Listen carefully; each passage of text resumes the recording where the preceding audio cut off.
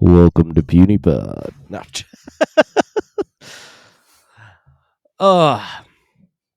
Welcome to Puny Pod, who's not dead. It's just a performance. Now get down here and play along.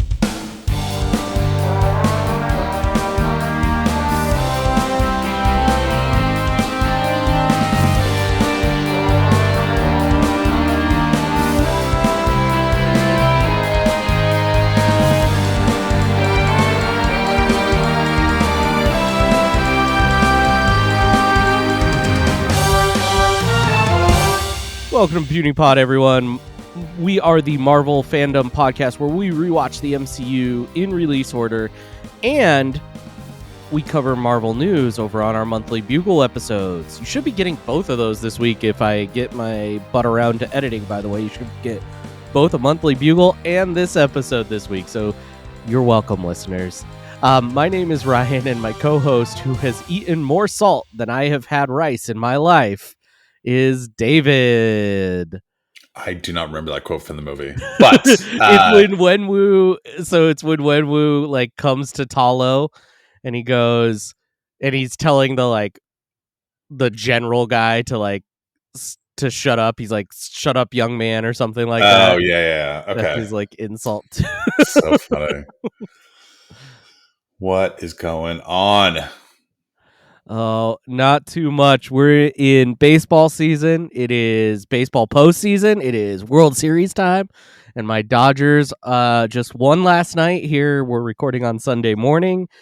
It's also spooky season. And so all kinds of fun stuff with that. Listeners, you're probably going to hear this. If I get around to editing it, you should hear this right before Halloween. Maybe just after if I don't get around to editing it. Ryan, what have we always said? Under promise, over deliver. Yeah. You'll get it when you get it. You will get it when you get it. So yeah. David, how are you doing this Sunday morning? I'm doing pretty well. Not a huge Dodgers fan, but excited that your team won for you. And ready to nerd out on Shang-Chi. Heck yeah, dude. So yeah, like David mentioned, we are covering Shang-Chi and the Legend of the Ten Rings. Let's just jump right in, David. Let's get going quickly here. David, give us the production details for this fabulous 2021 movie. Shang-Chi and the Legend of the Ten Rings, released September 3, 2021. It was not supposed to be released then, and we will talk about that in a moment. It was released less than 2 months after Black Widow, which was released in July. Released 2 days after the What If episode, What If Doctor Strange lost his heart instead of his hands. And it is the only MCU movie ever released in September. Relevance, this is the first Asian-led MCU film with a predominantly Chinese cast and helmed by a Japanese-American director. We are in phase 4. This is the second movie, 6th installment, 25th movie, 28th installment of the MCU. Overall, 2 hours, 12 minutes. Production budget, $150 million. Much of it spent on CGI, obviously. Opening weekend, $75 million, which was surprisingly high since people were kind of expecting it to not do well. $225 million domestic gross, worldwide gross $432 million. It is the number one Labor Day movie of all time. It was number 13 in 2021 after The Eternals and ahead of Free Guy, which I do not remember at all. Oh, that was that Ryan Reynolds one. Okay.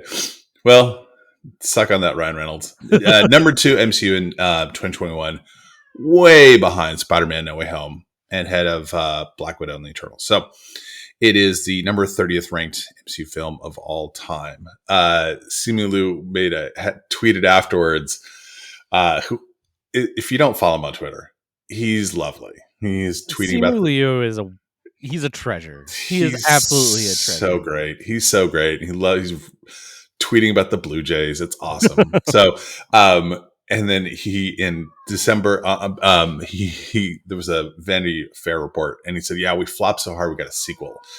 About the sequel, anyway. We'll come back to that. Rotten Tomatoes, 92%.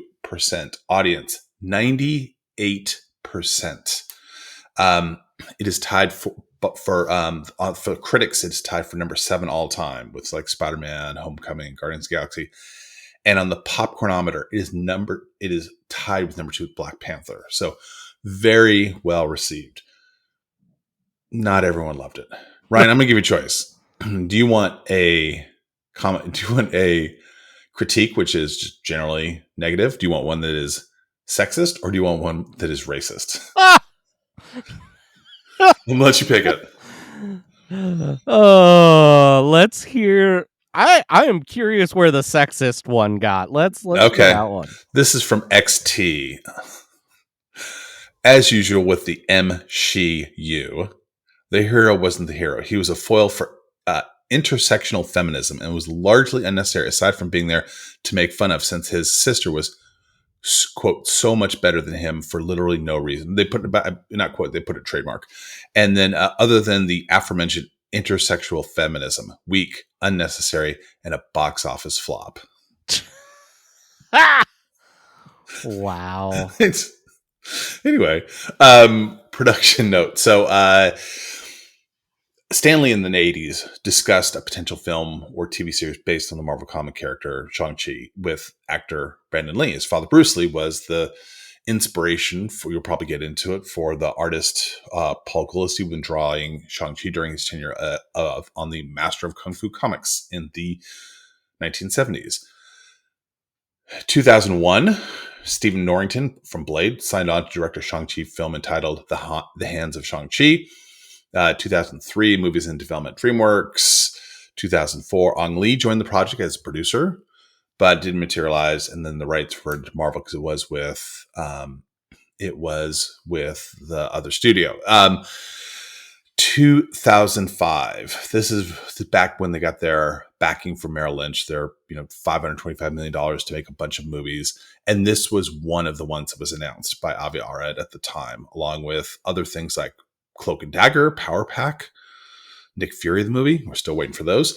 But new Nick Fury movie, not a Hasselhoff. Yeah, Hasselhoff. Yeah, it is Hasselhoff. Yeah, still waiting for that Power Pack movie. But anyway, so they originally considered introducing Shang-Chi and the Mandarin in the post-credit scene of the Avengers, but didn't happen due to the Beijing development team not wanting the franchise to have a Chinese villain.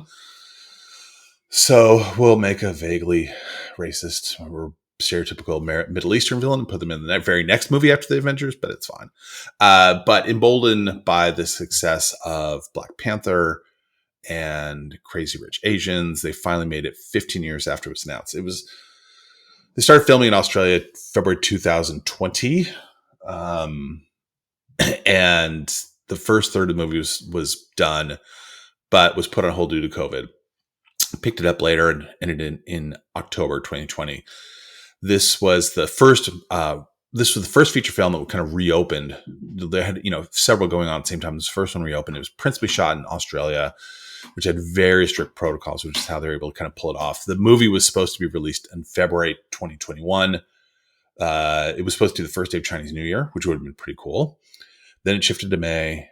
Then it shifted to July, which was the date occupied by Black Widow. So they pushed it back to September. That really prime Labor Day market weekend when you want to release your blockbuster film. So the director, Destin Daniel Cretton, he had directed a few things, Just Mercy, Glass Castle. He directed episodes of Marvel TV's Iron Fist and Jessica Jones. He is the future he's the executive producer on Wonder Man, and he is directing Spider-Man Brand New Day. He is the second Asian director after Ang Lee did the Hulk. He was not originally interested in doing a superhero film, but was drawn to the project to help create a world and a character that Asian children could look up to and see themselves in, kind of like Black Panther, right? So he did not have a lot of experience. He pitched them a family drama, and story was wrapped around Kung Fu. And that kind of like, they basically won it for them. He joined in 2019, and the primary cast were announced in July. So The screenplay is written by David Callahan, who co-wrote The Expendables, Zombieland, Double Tap, Wonder Woman 1984. Well, let's maybe kind of not think about that last one too much. This was terrible. And Andrew Lanham. The cast, it is mostly a brand new cast. And I will pause for a second to say that Sarah Halley Finn knocked it out of the park with the cast. Oh, yeah. Yeah. Simu Liu as Shang-Chi / Sean. This is his first film as a named character. He mostly was known for doing stock photos for modeling and stuff. And in 2018, he tweeted asking Marvel for the role. And then he found out that he got the role after waking up from a nap. And he got a call from Feige giving him and he asked him to come to Comic-Con in 4 days. And then he later retweeted that quote in July, thanking them for putting him in the movie. He during the testing with Awkwafina, who was the first actor cast, had really, really great chemistry. As you can see on the screen, they seem like they're very best friends, and maybe they're more than best friends, but he's fluent English and Mandarin. And so he does this kind of comfortable shifting between like Western and Eastern cultures, which you see in some of the family scenes, if you will. And this kind of code switching, Callahan said, was really key to pulling off the character. You have Awkwafina Norlum as Katie Chen. You have Monger Zhang as Xu Xiaoling, who this is her first film ever. She was working musical theater in Shanghai. Now, how you find this person for this movie is, to me, wild. Her first language is Mandarin, and she served as the dialogue coach for the crew. And she met her husband during the making of the movie. Tony Leung Shu Wai as Wu Wenwu. This was his first Western role. He is considered one of the greatest actors of all time in Asia, and this is his first film. He knew nothing about the Mandarin, he knew nothing about the character, but was basically given room to create this character. And he said that he tried to explore the reasons that they could have led him to become who he is. He's a man with bigotry who craves to be loved. He's a sociopath, a narcissist, and a bigot, but he's also a human and has a family. Donnie Yen was originally offered from Rogue One, offered the role. Would have been great too. You had Fa Chen as Ying Li, his wife. You have Michelle Yeoh, and mother of Shang-Chi and Xiling. You have Michelle Yeoh as Ying Nan. She also, if you remember, was a Ravager in Guardians of the Galaxy Volume 2. So, you have a few returning characters. You have Benedict Wong as Wong. Bummer that Tilda Swinton couldn't show up for the movie. I didn't see them writing that one in. Ben Kingsley as Trevor Slattery. We will probably talk about him a little bit more.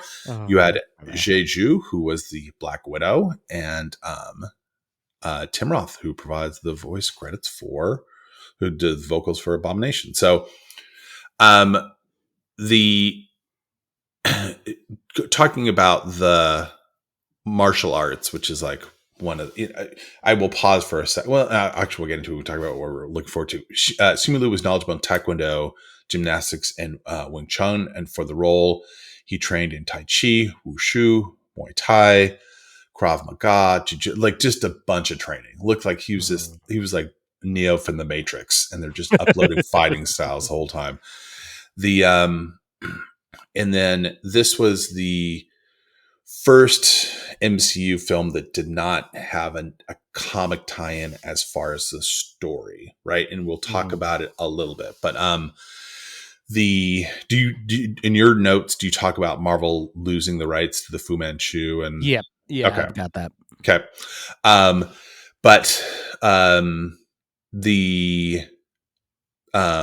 So let's get into it. Let's talk about this. This was the first MCU film that did not have a comic run tie-in. So let's talk about it. Yeah, so as we kind of have noticed here in Phase 4, that's a little bit of a trend, right? Loki did the same thing. Black Widow a little bit. There's definitely that's a little bit more of a thing right now in the MCU, which makes sense, right? Like after so many movies, they have to get a little bit creative. But there's also some particular reasons in the comic history of Shang-Chi why it has to divert a little bit. So I'm going to I'll talk about Shang-Chi first, our main character. So introduced Marvel Special Edition number 15, which would actually become Master of Kung Fu after issue 16. So they changed the title of that comic. That's September of 1973, written by Steve Englehart, drawn by Jim Starlin. Shang-Chi was raised in total isolation by his father, the ancient sorcerer and crime lord Fu Manchu. It's not just a mustache style. From childhood, he trained to be the ultimate weapon, master of every martial art, every fighting style, every spiritual discipline. For most of his life, Shang believed that he was fighting for justice. Turned out his dad was just actually the bad guy. Once Shang found out the truth, he turned to his father. He turned on his father, and swore to take down his entire criminal empire. He teamed up with MI6 and built strong ties with agents like Blackjack Tar and Liku Wu. For years, he fought assassins, spies, mystics around the world, basically like James Bond meets Bruce Lee meets Doctor Strange. His skill in hand-to-hand combat is next level, like one of the best in the entire Marvel universe. This is how he ends up running with groups like Heroes for Hire, Secret Avengers, and even the actual Avengers. After Fu Manchu's death, Shang reluctantly took over the Five Weapons Society. So this is and I'll talk about this a little bit more when I talk about Fu Manchu more in depth, but this is a fairly recent, like, released just before the movies storyline. Um, the Five Weapons Society is the organization that Shang had escaped from. He took it over after Fu Manchu died to reform it to something good. You can imagine how that went over with all of his siblings, which we'll talk about a few of them later. But even when family drama, betrayal, and ghosts of his father's legacy come knocking, Shang-Chi stays centered. He's the guy who proves that being the master of Kung Fu isn't about who you can beat. It's about who you choose to be.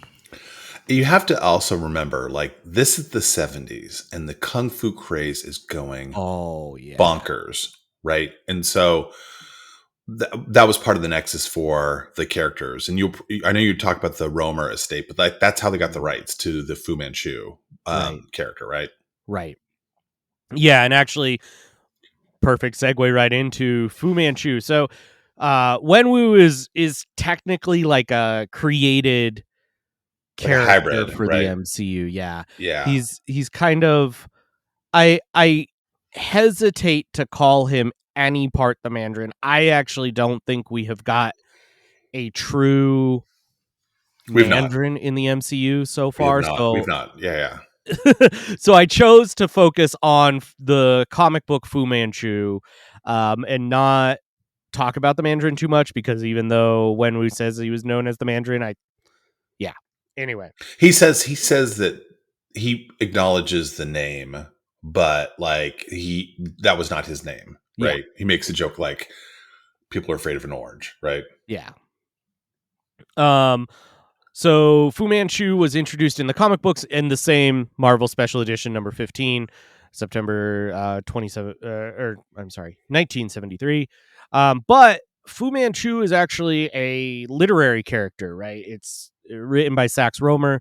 And as David mentioned, in the early 70s, Marvel acquired the license from the Romer estate for Fu Manchu and all of the related characters.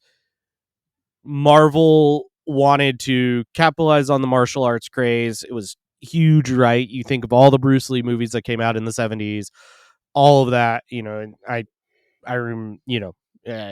we could do a whole episode around that craze. But And we might if I win our wager. to give new life and a new line to the hero, they created Shang-Chi. So they wanted their own kind of person, right, in their in this book. And so Shang-Chi was introduced as the son of Fu Manchu. Um since Marvel only licensed Fu Manchu, though, they didn't own the rights. And so when this licensing agreement expired in the early 80s, Marvel couldn't keep using Fu Manchu. So they had to quickly pivot and like change this character. And for a long time, it was just like Shang-Chi's dad. It was never like a name or anything. Eventually, they settled on uh, Zheng Zhu as the character's name, but yeah, it's definitely, it kind of floated around there as, you know, person over here. And they actually make reference to this in the movie where he's like talking about all the names he's had, and one of them is like a Genghis Khan type name and Mm-hmm. those sort of things. And those are actually from the comics. Those are also names that they kind of tried on for this character as well. um I also do want to mention, just for anybody who might go back and read old Master of Kung Fu comics, it is the 70s. And much like we talked about with Black Panther, early works in these do carry some pretty negative racial stereotypes, especially if you go back and read the Sax Rohmer books. It's pretty rough under today's light. Now, of course, it is of the time, right? And we all, kind of understand that different times have uh, different expectations and different kind of things that are acceptable, I guess. And so, Some of it's pretty rough, guys. I'm not gonna yeah, lie. Some yeah, maybe you were like, "Oh, Song of the South looks pretty woke." No, yeah, not quite, but you know what I mean. Like yeah. it's some of it. And having read comic books in the '70s, on the one hand, you can appreciate the diversity. You can appreciate them putting Asian characters in the comic books. Conversely, they didn't do a great job of the character, if you will. And that was one of the things that all the creatives talk about, like how do we bring the comic book characters in when they had like a really rough, you know what I mean, like it's just Hmm. Yeah. it was very complicated, if you will. And also being handed the fact like, oh, we've already introduced this faux Mandarin Yeah, in yeah. Iron Man 3. But anyway. Yeah, so looking at Zheng Zhu, his comic book history real quick, began as a powerful sorcerer who, alongside his brother Zheng Yi, founded the Five Weapons Society, and I'll get into when I get into the history of that criminal empire, please understand it's a little bit weird and it's changed over time. But the Five Weapons Society was founded to defend China centuries ago. After Yi's death, Zhu lost his moral compass and turned the society into a global criminal network. Over time, he mastered martial arts, science, and mysticism, living for centuries under different names, most infamously Dr. Fu Manchu, controlling legions of assassins and secret cults. Zhu eventually fell in love with Zhang Li from the mystical realm of Ta Lo. They married, had two children, Shang-Chi and Shi Hua, and for a short time, he seemed capable of peace. But after Zhang Li's death, he hardened again, raising Shang-Chi to be his ultimate weapon and spreading his other children across the society's deadly houses. Throughout the modern era, Zhu clashed with heroes like Shang-Chi, Spider-Man, and Iron Fist in his quest for domination. Even after his death, his spirit haunted Shang-Chi, tempting him to repeat his mistakes.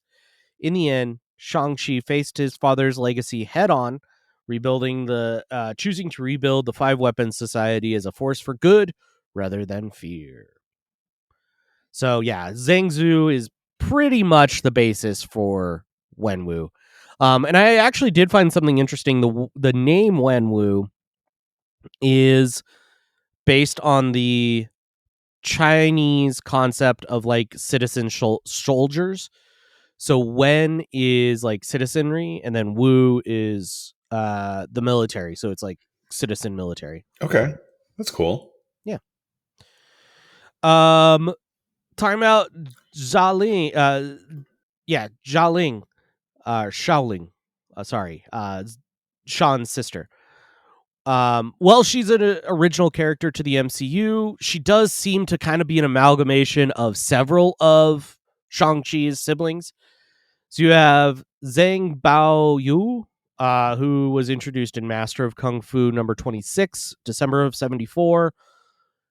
Sax Rohmer actually does get a writing credit for that one, which is kind of interesting. They started giving the Rohmer estate writing credits once it kind of took off. Doug Menock and Keith Pollard were the comic book folks working on that. So Zheng Baoyu is known as the Cursed Lotus and originally known as Fa So Li or Fa Lo Su. She is Shang-Chi's older half sister and ran an underworld organization known as the Golden Daggers, which might sound familiar from the movie. Also, just like Shaoling in the movie, she fled her father's organization only to return to it after his death. You have to, and then a couple here that were introduced in a 2020 run of Shang-Chi. We have Zhang Esmei, and that 2020 run was written by Jean Luing Yang, DK Ruin, and Philip Tan. So Zhang Esmei was known as Sister Dagger. She's Shang-Chi's youngest half sibling, and really more of an aesthetic inspiration here. She has the black bob hairstyle, very similar to what Xiaoling has here, and also possesses the kind of dagger on a rope weapon style. And then you have Xing Shi Hua, also introduced in that 2020 run, known as Sister Hammer, and probably the closest analog in the comics. She grew up. She was she was the only full sister of Shang-Chi. They grew up together.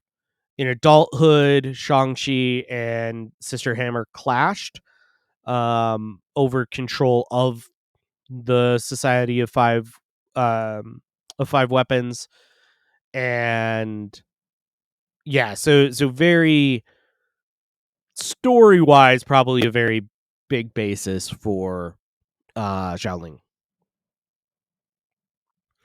Moving on to the Ten Rings organization. So I should mention that the Ten Rings exists in the comics, but only as a very recent thing, and is very, very, very, very, very clearly the MCU informing the comics and not the comics informing the MCU. It was introduced, I think, in 2021 in a like Ironheart comic or something like that. So the Ten Rings organization that we know from the movies is a little bit more of like an amalgamation of several other things. For this movie, it was pretty clearly based on the Celestial Order of Sifan / Celestial Order of the Golden Dawn / the Five Weapons Society. So across Marvel's history, Shang-Chi's father, Zhang Zhu, has ruled multiple shadow empires. All kind of versions of the same idea, right? A global network of assassins, mystics, and spies built to enforce his vision of order. It started as the Celestial Order of the Sifan, an ancient secret society that began in Asia and spread across the world. The Sifan was basically a world-spanning cult of assassins and zealots loyal only to Fu Manchu. They had branches in every major region, from London's Limehouse to the Arctic, and they mixed espionage with mysticism and technology to keep their grip on power. Over time, the Sifan evolved or rebranded into the Order of the Golden Dawn, another global cabal made up of It's basically same thing. Yeah, same idea, right? It basically it was a little bit more mystical than the Sifon was, but same idea. And then in 2020, Marvel basically took all of this and streamlined it in the modern Shang-Chi comics by kind of retconning everything into the Five Weapons Society. This is actually comic book continuity. The first thing that Zenzu started. It started as a force for good, corrupted into being assassins, and then Shang-Chi took it back over and turned it back into a force for good. So the Five Weapons Society is kind of the basis for the Ten Rings as we see it in this movie. Next up is Ta Lo. So introduced in the comic books in Thor number 301, August of 1980, written by Mark Grundwald and Ralph Macchio. I realized we've been mispronouncing that every time I say that he's on a one. I've been saying Ralph Macchio, but it's Ralph Macchio. You know what? It's close enough. It's fine. Artist Kenneth Pollard. So yeah, Talo is the mystical realm in the Marvel universe, often described as a pocket dimension connected to Chinese mythology. Basically, think Asgard, but for Chinese mythology, right? It's home to the Jade Emperor, the Taoist gods, and a whole roster of divine beings, celestial creatures, and ancient spirits. Basically, it's basically a high fantasy kung fu epic version of Asgard. The realm is heavily tied to Shang-Chi's story, especially in modern comics. It's the source of the 5 sets of heavenly weapons: 1 hammer, 2 swords, 3 staffs, 9 daggers, and 10 rings that inspired the Five Weapons Society. Long ago, the Worm of Desolation, that's WYRM, which is like a dragon, tried to destroy Talo and its defeat by Neza set off a chain of events that created the Ten Rings themselves. In recent stories, Shang-Chi and his family have traveled to Talo multiple times, often getting caught up in divine politics, ancient grudges, and the fallout of their family legacy. It's both a spiritual battleground and the birthplace of the weapons that define the Zhang family's destiny. And one last thing here for you. I mentioned it briefly, but the Ten Rings as a weapon, right? And I do want to also mention this, and I'll talk to this a little bit talk a little bit more about this on the what I remember going into this movie. But these 10 rings are separate from the Mandarin's rings, right? For a lot of comic heads, the Mandarin has rings that kind of function a little bit like Infinity Stones, in all honesty, right? He has 10 mystical rings that each do their own little thing. They can bend reality, whatever. These are not those. These are very different 10 rings. Easy to confuse. Now, these 10 rings were actually introduced by this movie. These are a original of this movie, but they have been adopted into the comics and kind of retold in the comics with some background, and it's definitely the MCU inspired the comics here, but long before our modern Marvel timeline, the Worm of Destruction attacked Talo, like I mentioned, trying to consume the Taoist gods. The hero Neza sealed the worm away using his universe ring, but the worm's corruption lingered. After Neza's fall, the Jade Emperor shattered the universe ring into 12 pieces to keep the worm imprisoned. 10 of those pieces became the 10 rings, one of the 5 sets of heavenly weapons of Ta Lo. Centuries later, Zhang Zu sought to steal the rings and other heavenly weapons to empower his 5 weapon society, but abandoned the plan after marrying Zhang Li. The rings remain locked in the Jade Emperor's vault until Shang-Chi and his siblings journeyed into Ta Lo.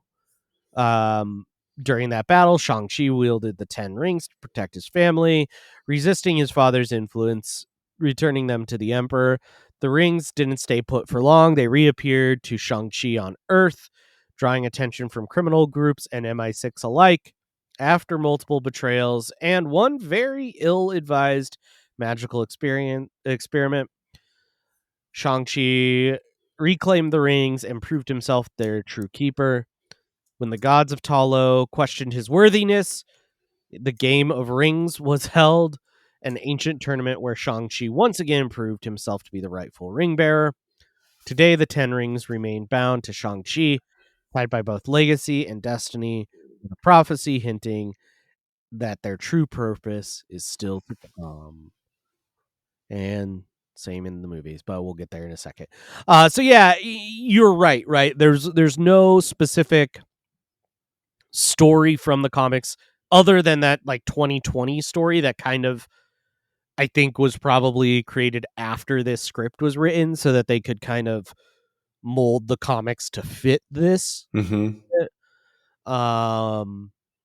Yeah, it's not like this is a 70s story retold, right, or something like that. This is very much and we're seeing this here in phase 4. This is actually fairly common going forward where the comics or the movies have surpassed the comics in popularity, and therefore it's almost starting to become reverse inspiration, right? It's starting to become these movies are creating some really cool things, and so the comics start adopting those and folding them into their stories. Yeah, yeah. They, you're right. They adapted a bit. We talked about earlier in the '70s. The wore actual rings on fingers were 10 finger rings as opposed Mm-hmm. to were effectively 10 bracelets. You can use Fu Manchu anymore. And so it's just, like you're saying, it's the movies are now impacting the comics. And so the character certainly doesn't resemble the Fu Manchu, the Shang-Chi and characters that I read in the 70s at all. Right. Yeah. Thankfully. Yep. Well, David, let's get into kind of some of the stuff. We both have made allusions that we'll have some good things to say here. So, do you remember what your first viewing of this was like? Do you remember what you were feeling going into this one?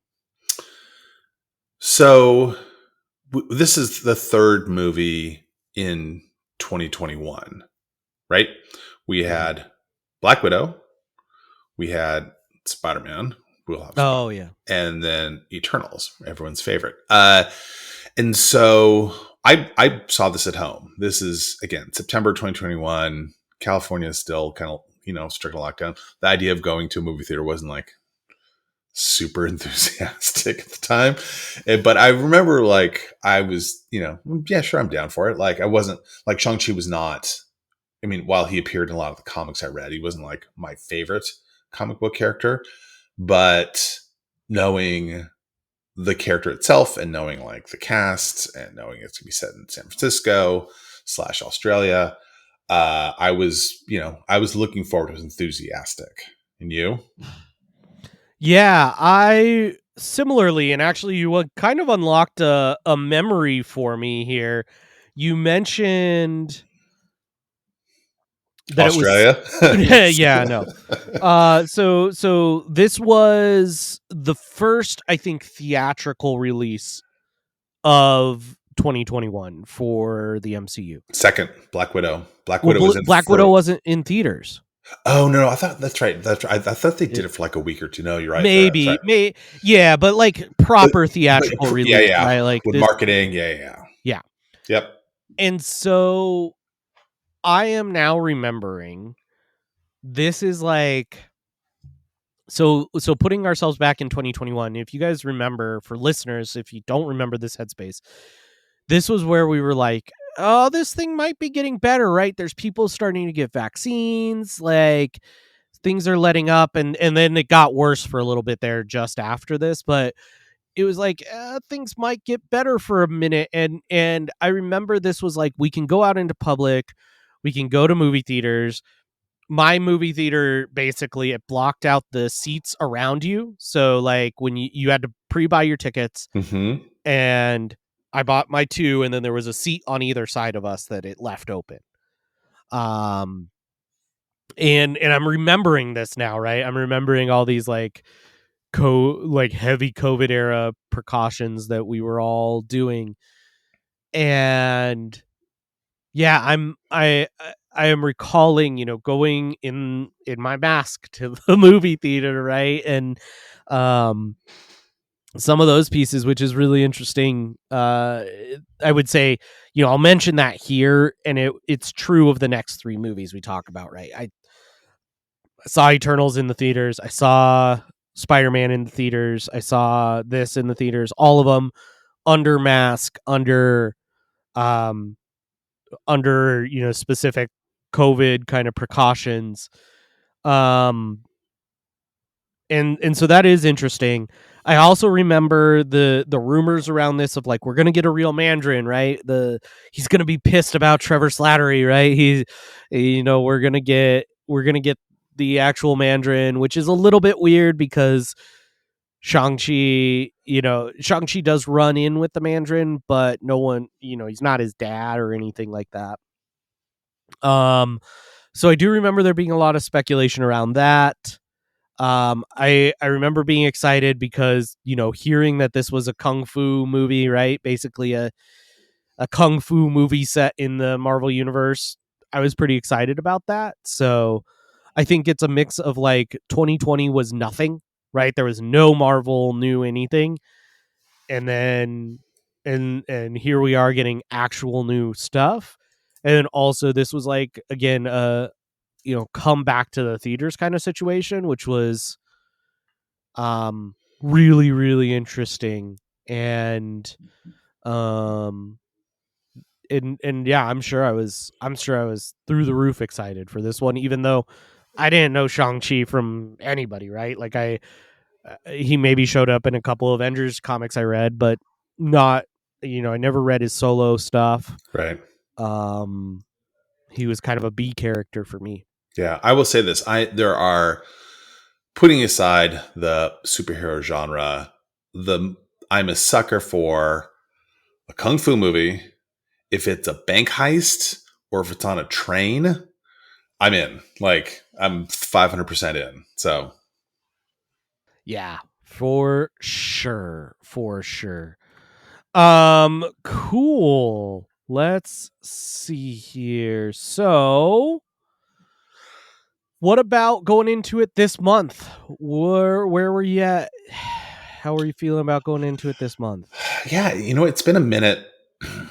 It's like, for some reason, like, and I have this kind of working theory that like a lot of the first three phases, because you see the characters on repeat so much, they're so kind of intertwined. They're somehow, you're like, at least for me, like more drawn to them in a way. Like, Mm-hmm. oh, sure, I'll put on Civil War, or hell, yeah, there's this movie being shown on randomly on TV. You kind of get drawn in.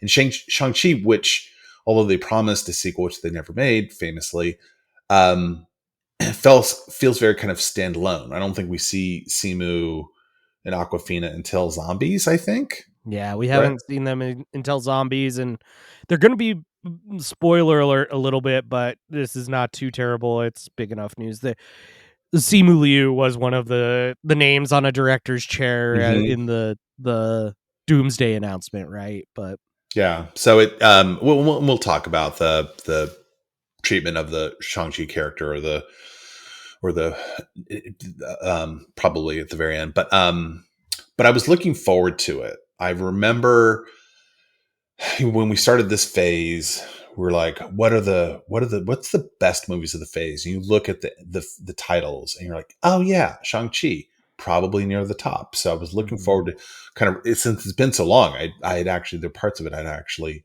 forgotten. How about you? Yeah, I was really, really, really excited. This was definitely one where like opening day I wasn't as excited about it because whatever, I just didn't know it, right? But um now it is one that we rewatch around my house with some frequency. We love a Simu Liu.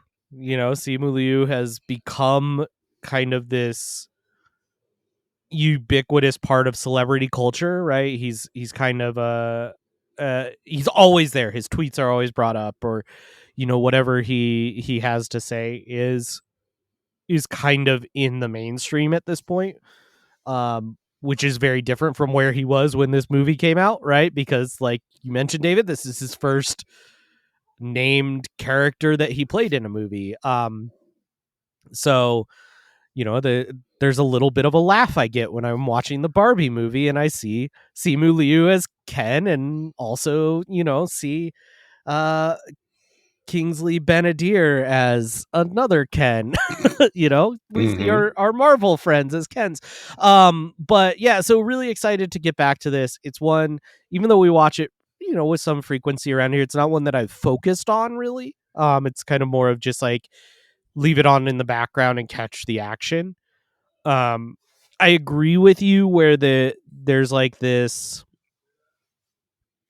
magnetism or this draw forward through most of the Infinity Saga that's like, I want to get to the end, right? Like, we know what the end of the Infinity Saga is, and so there is kind of this drag forward with the characters, and this kind of pull forward where like you want to lock in and you want to watch it a little bit, which we just don't have with the Multiverse Saga yet. Maybe Doomsday will provide that, but I would agree with you that like these movies in the Multiverse Saga, you have to think more about turning them on a little bit, right? It's not just let me flip on Shang-Chi, for example, right? Like that's not a thought that really you have.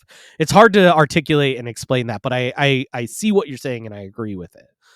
Yeah. Um I think that also some of it is too, is like some of the earlier movies we've seen so many times that there's just, to your point, there's the familiarity. Oh, let me put on my good friend, Iron Man 3 in the back or whatever. Right. And mhm, you just want to like have it, experience it, remember the notes, if you will.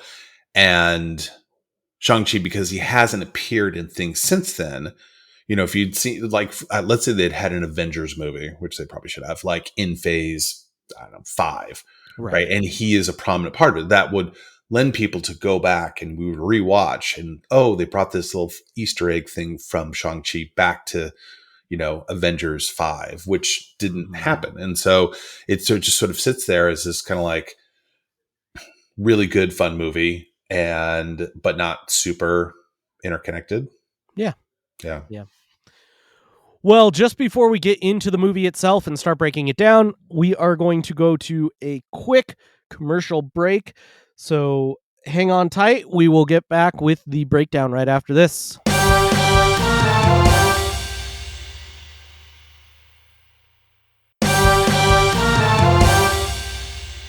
Welcome back, everybody. I hope you buy whatever was advertised there. Um, get that blue chew. Um, uh, but yeah, let's jump into our breakdown of this movie, Shang-Chi and the Legend of Ten Rings. So we do see some like some opening credits. There were some nice opening credits here, and we start with a series of flashbacks with a female narrator speaking in Mandarin, which actually I loved by the way. It was a risky choice, I'm sure, for a lot of reasons because people are crummy. Dude, the first 10 minutes are in Mandarin. Yeah, And I'm going to but insist you do the opening scene until we get to English in Mandarin. So I hope you practiced. man, I'm doing the wrong Duolingo. I'm working on Japanese, not Chinese. Um, but so yeah, female narrator in Mandarin. Thousands of years ago, we see this battlefield, right? And we see Zhu Wenwu, who's wearing his 10 rings, right? And they're the bangles up his arm. These are the mystical artifacts that blessed him with immortality and unmatched power. We get a pretty short but really awesome CGI battle where he kind of rides through a field and just destroys the army to the point where they just all back off. That's followed by a series of flashback scenes where we see the Ten Ring Syndicate performing various terrorist acts over time and around the world. So very quickly establishing, guess what? The Ten Rings do everything, right? They're taking down, they're toppling regimes, they're blowing up government buildings, they're doing all kinds of stuff. They're like a hydra, if you will. Like, Mm-hmm. right? Yeah. But so then we get to 1996. Wenwu wants more power, so he heads to a village of Ta Lo where people practice a martial arts style from the gods. He manages to venture through the moving bamboo maze before his car topples off the edge of the cliff, and he just awesomely ejects himself and survives it. I was going to say that the CGI of like the car going on the cliff was like, okay, this is going to be a long ride. Yeah, yeah. It reminded me of some of the scenes in Indiana Jones and the Legend of the Crystal Skull. Yes. Like there's some of the car chases that maybe they even reuse the same like template of a cliff. It would seem. But Wenwu manages to survive, comes across a young Ying Li who is guarding the entrance to Ta Lo. She tells him that he is unwelcome in their village, but he refuses to back down, which leads to this just absolutely beautiful. It's so good. This beautiful, like, choreographed martial arts fight. And this is where, like, very early again they're establishing this, like, this is a martial arts movie, right? Think Crouching Tiger, Hidden Dragon, think all the Jackie Chan and Bruce Lee movies that you've watched. Like this is this, right? Now this fight is not your typical punch fight and a little bit of like trash talk dialogue kind of fight. Rather it's, a choreography that tells the story of its own.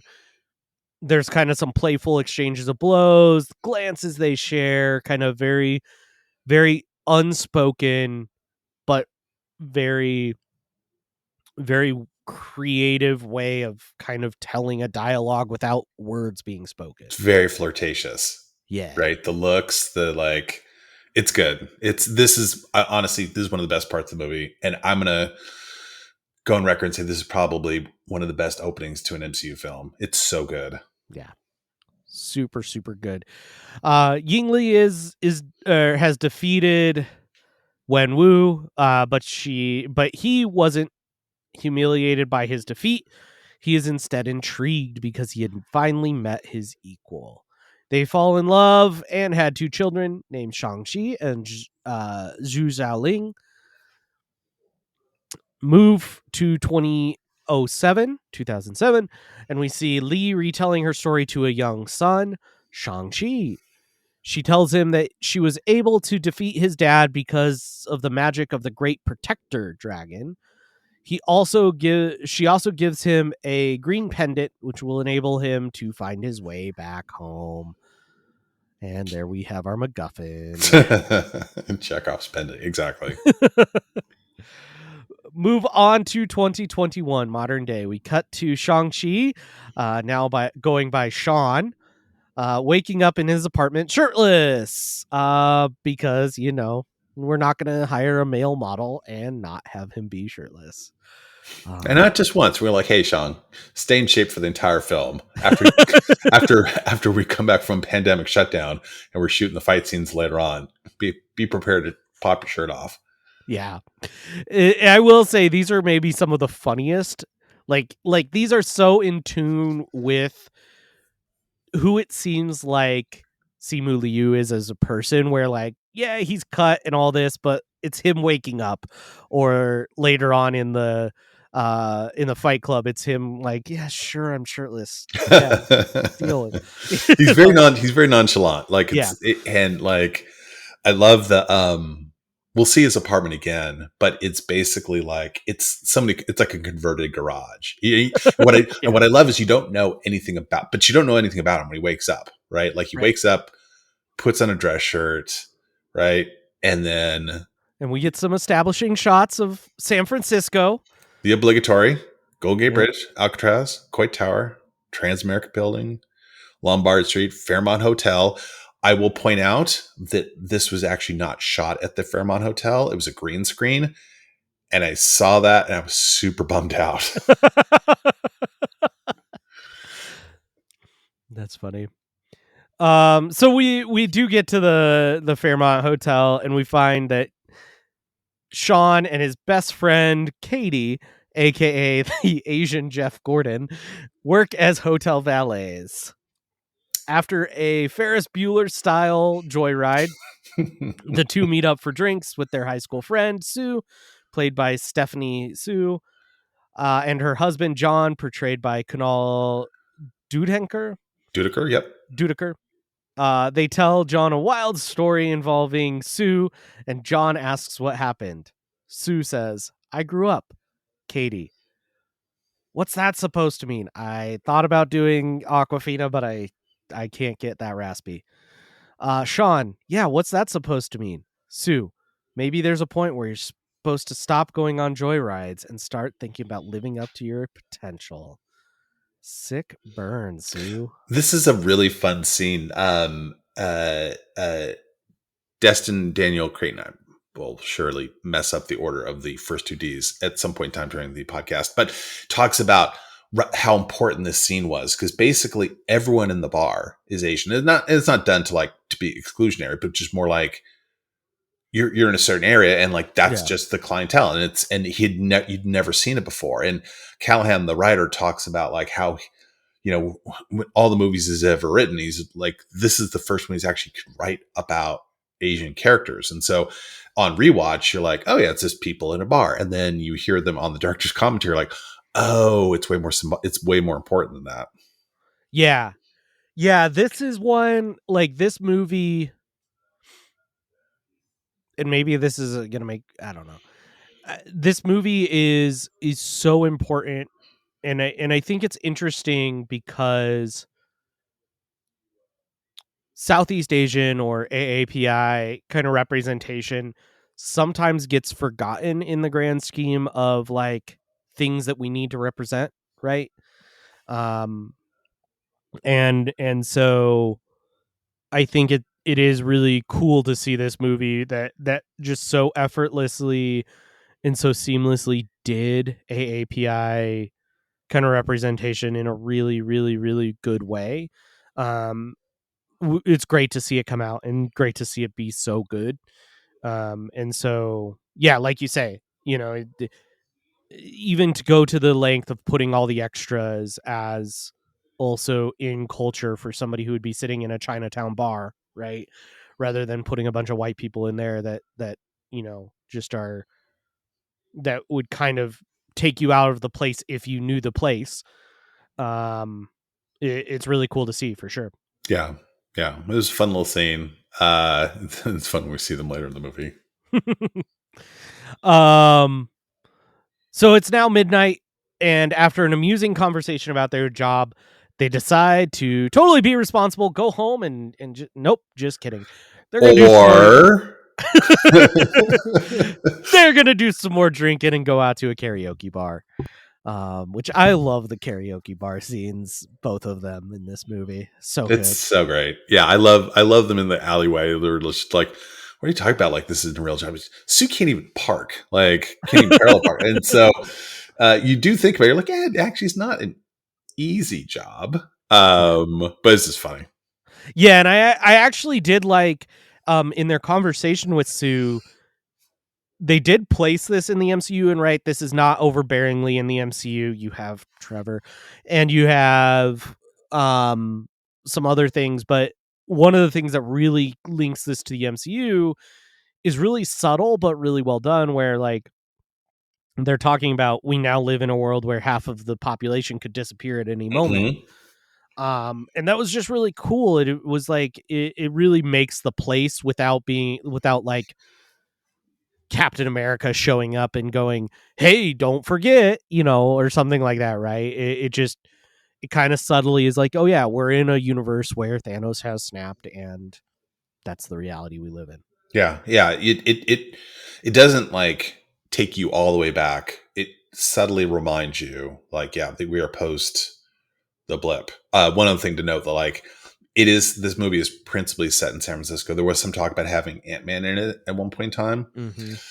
but they thought that would just be that'd be too much, and I tend to agree with that. Yeah. Didn't need him. So Sean shows up the next morning at Katie's family's apartment next to advertisements for post-blip anxiety. He removes his shoes, and we are introduced to Katie's mother, Mrs. Chen, played by Jodie Long. Her grandmother, Weipu Chen, Wapu, Weipo. Weipo, thank you, Chen, uh, played by Tsai Chin, and her brother, Ryua, played by Dallas Liu. They are eating breakfast, and we see a fun and authentic Chinese family dynamic. Ryua is admonished for not helping his dad at the shop. Sean tries to sit in an empty chair before Waipo tells him in Mandarin that it's for her husband, Wai Gong. And Sean moves over. Waipo tells Sean that Waipo is getting his favorite things together for Day of the Dead. Which I love. Are you Yeah, sure? the cigarettes and booze. The Funyuns and cigarettes are back in the afterlife. Oh, Well, by they the way, were gone the next morning. yeah. Well, you know what? Funyuns are fantastic, and I will fight anyone who disagrees with that. Mrs. Chen asks Katie if she's applied for any jobs and tells her that and Sean tells Katie's mom that they like their jobs. And Wipo asks Sean when he's going to marry Katie. This is such on the director's commentary. Um, uh, the director and the head writer both said that this was one of the most important scenes. Like they want to have this very authentic Asian American family where you see the relation between the generations, if you will, and how each generation becomes the American culture gets stronger with each subsequent American generation. I love the scene so much. It's so good. Yeah, it really is. And I forgot what I was going to say, but yeah, really good scene and really great job by the writer and director to, we haven't had any action to this point, and this is a very intentional, like, set the story without kind of too much of an origin. We got a little bit of an origin in the montage, right? 10 minutes of an origin, but realistically this is like, let's really just set the scene. Let's really show you what this movie's going to be. Which the MCU doesn't always do a great job of, right? Like, either they might throw you into the action too quickly, Mm-hmm. or sometimes they struggle to really create a good tone or a good, like, scene for the narrative. This did a really good job of it. Yeah, no, I did again, we are 16 minutes in, and so far I'm like, I'm reminded, like, this is so much fun. This is such a great movie. So they leave her families. They're living in Richmond in San Francisco. They depart for work, and they hop on the number one California Muni bus to cross the city. I note that did I look it up? Yes, I did, just to make sure it was authentic and that is a real thing. And it did follow generally follows the way there. At that point in time, so they're chilling out. There's they see the woman who's like working on her laptop writing a thesis, and they're talking, she talks about how, her mom wishes that was her. They're confronted by men who want to seek his pendant. Katie tries to intervene, and then we just get a huge martial arts fight on the bus as it kind of careens through San Francisco. I should have mentioned earlier, at the Fairmont Hotel, Do you want to guess how much parking is at the Fairmont Hotel? 50 doll hairs. $90 for intact for Oof. 3 hours. Anyway, so I was just reminded of that. Um, he says, I don't want any trouble, which is like this kind of classic Jackie Chan and martial arts kind of thing. Like, I don't want any trouble. Translation: I don't want to beat the piss out of you because you're about to make a huge mistake. And then, the part Katie says, like, does he look like he can fight? And then she gets assaulted, and then he demonstrates that, yes, I can actually fight. And he just, lays waste to men. His fight is live streamed by Clev, who's played by Zach Cherry. And he dispatches what I refer to as the lower level gang. When you think of like the oh god, I can't remember the name of the Bruce Lee movie. We have the different levels until you get to the very top, and you fight Kareem Abdul-Jabbar. Razor Fist, who's played by Florian Munteanu. He also played. He was also in the Creed movies. Oh yeah. He emerges from the back of the bus. He is named Razor Fist because he has a razor for a hand. And he is comic accurate. He was part of Shang-Chi's stories in the comics, which is wild. I think he had two razors, though. He did. He had two razors. It's a good thing we don't do video because I just made a hand gesture that I don't want caught on video. It's fine. It's fine. It's fine. We'll allow it. Yeah. Master of Kung Fu number 29, March of 1975 was Razor Fist's first appearance. Yeah, but it's funny that in a deleted scene when they're at dinner, Razor Fist is at that family dinner. They didn't use this version, and Katie's like critiquing it. Like, it's really more of a blade than a fist. You know what I mean? Like, it's just so dumb. Anyway, so he emerges from the back. Big fight. You get an extended fight scene. Some of it was when you see how it was shot, like very well done. Manages to escape his attackers. It's one of these dual buses that has kind of like the bendy parts, so we can kind of like drive around like city streets in San Francisco. Gets cut in half. Katie has to drive because she is not, the anti-stereotype of an Asian female. She's a great driver. Manages to drive it to a stop near Ghirardelli, near the Ghirardelli store. But Razor Fist has managed to steal his pendant. So many BMW breaks. So many BMW. You'll see in the secret spoiler show notes, Ryan. We had quite a few placements. So they head back to his apartment.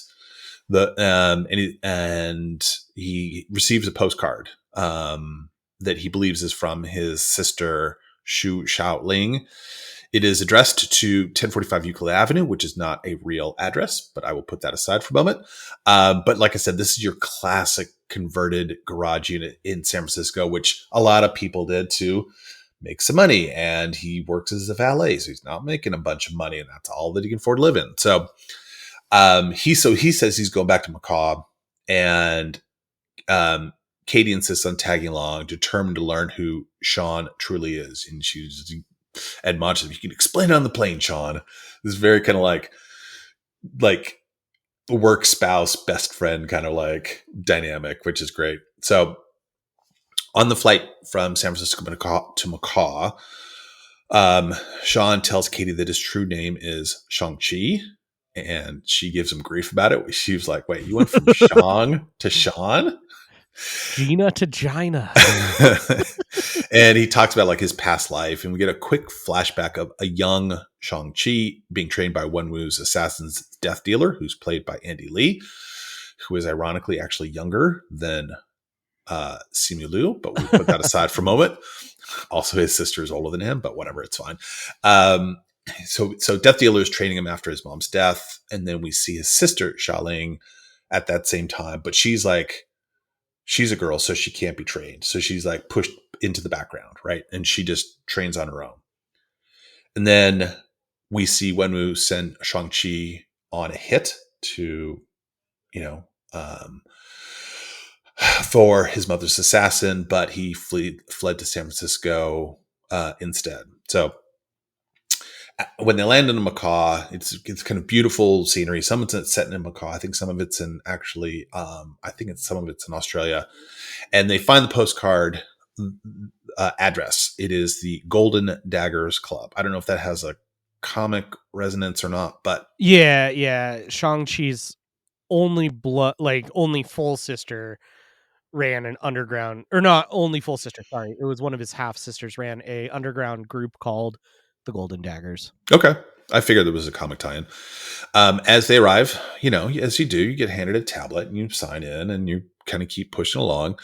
The elevator takes them to an underground fight club where they meet John John.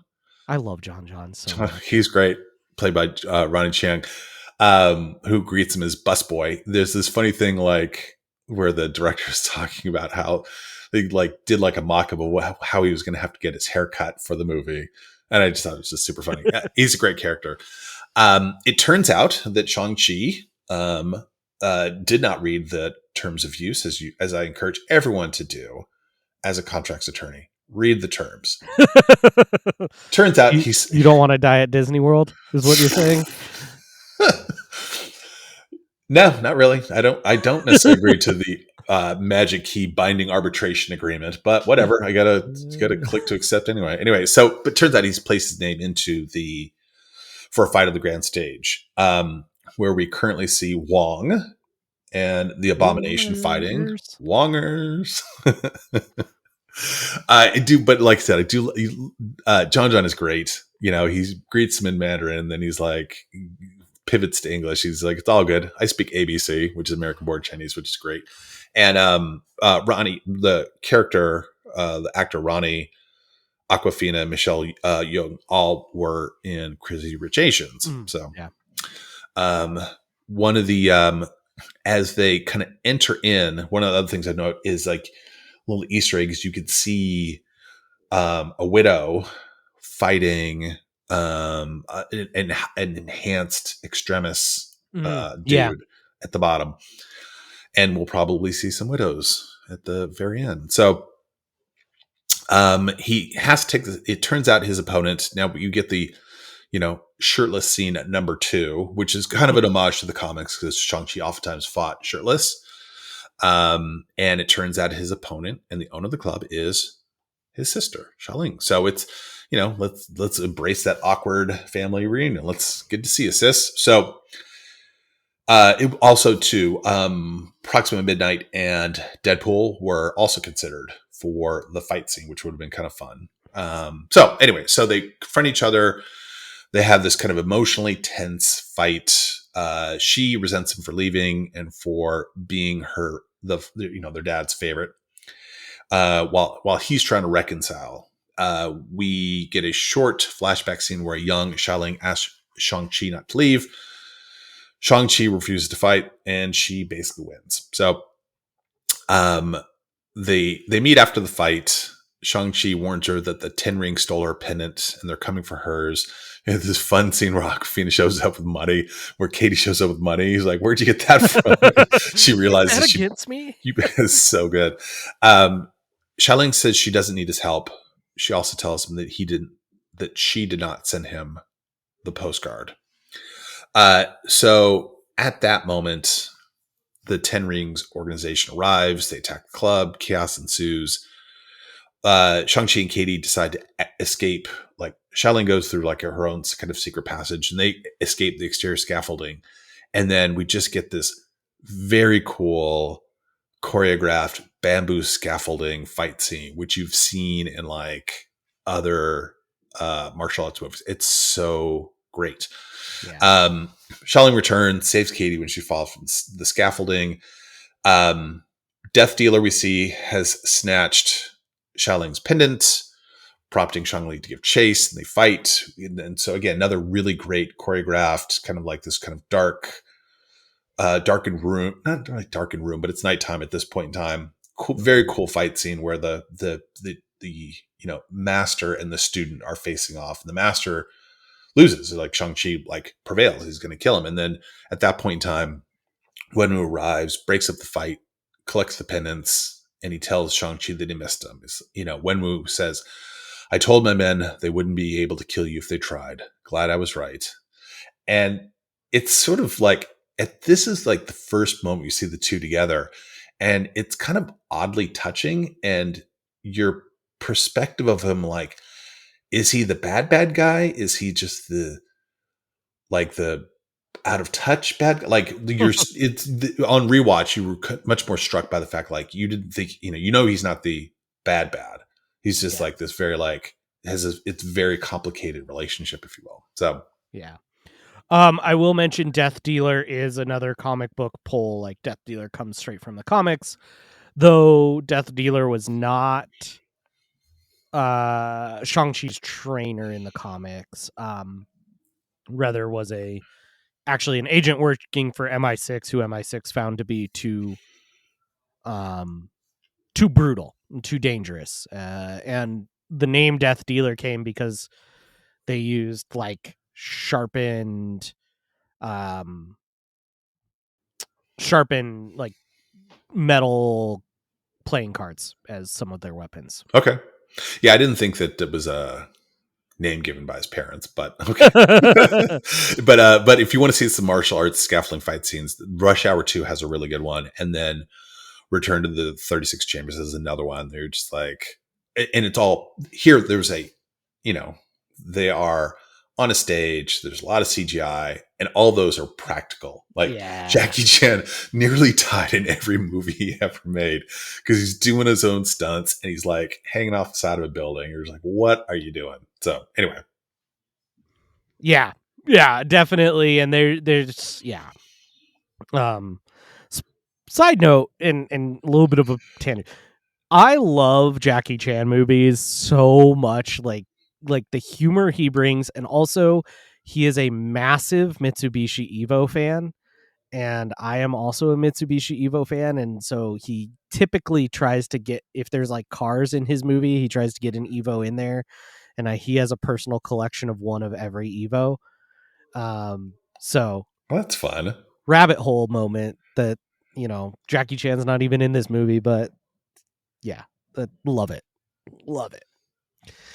Let's talk about things that are in this movie. Sorry to tangent us. I know our episodes are long enough as it is, but so we move on. Shang-Chi's Xialing and Katie are taken back to the Ten Rings headquarters, where we get a few more establishing scenes. Xialing tells Katie that she survived by nodding and not talking. He'll forget you're there. She watched the boys train and taught herself better. She left at 16 and built her Macau empire from the ground up. I liked she said something like, her quote is something like, if he wasn't going to let me have his empire, I was going to build my own, or something like that, which loved that. We get a flashback scene of young Shang-Chi training by punching it's totally not foam, it's totally wood, and he's getting the splinters. Post when Shang-Chi looks at his dad's rings, Wenwu says, if you want them to be yours one day, you're going to have to be strong enough to carry them. This scene was actually, little known fact, it was shot half in LA and half in Hong Kong. So the little kid's in LA, and Tony Leung, he is in Hong Kong.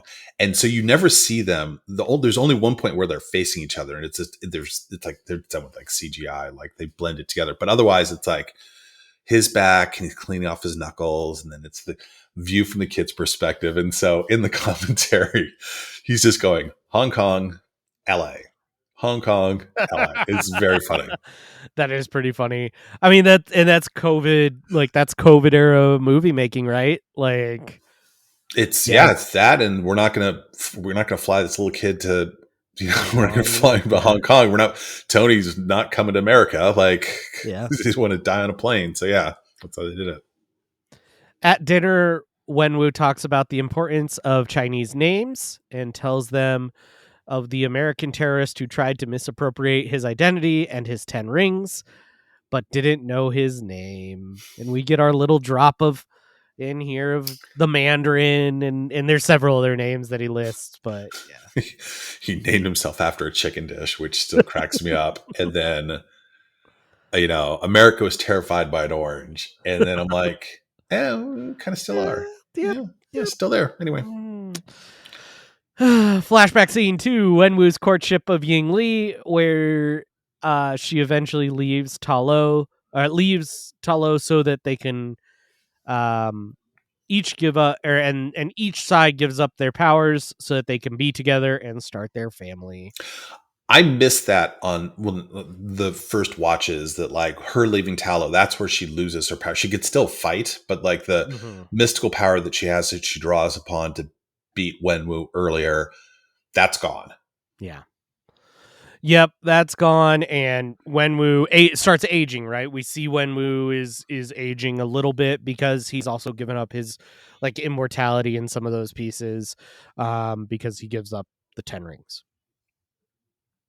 Returning to the present, Wenwu talks about how he was lost after his wife died. He tells them that his late wife has been calling out to him to come and save her.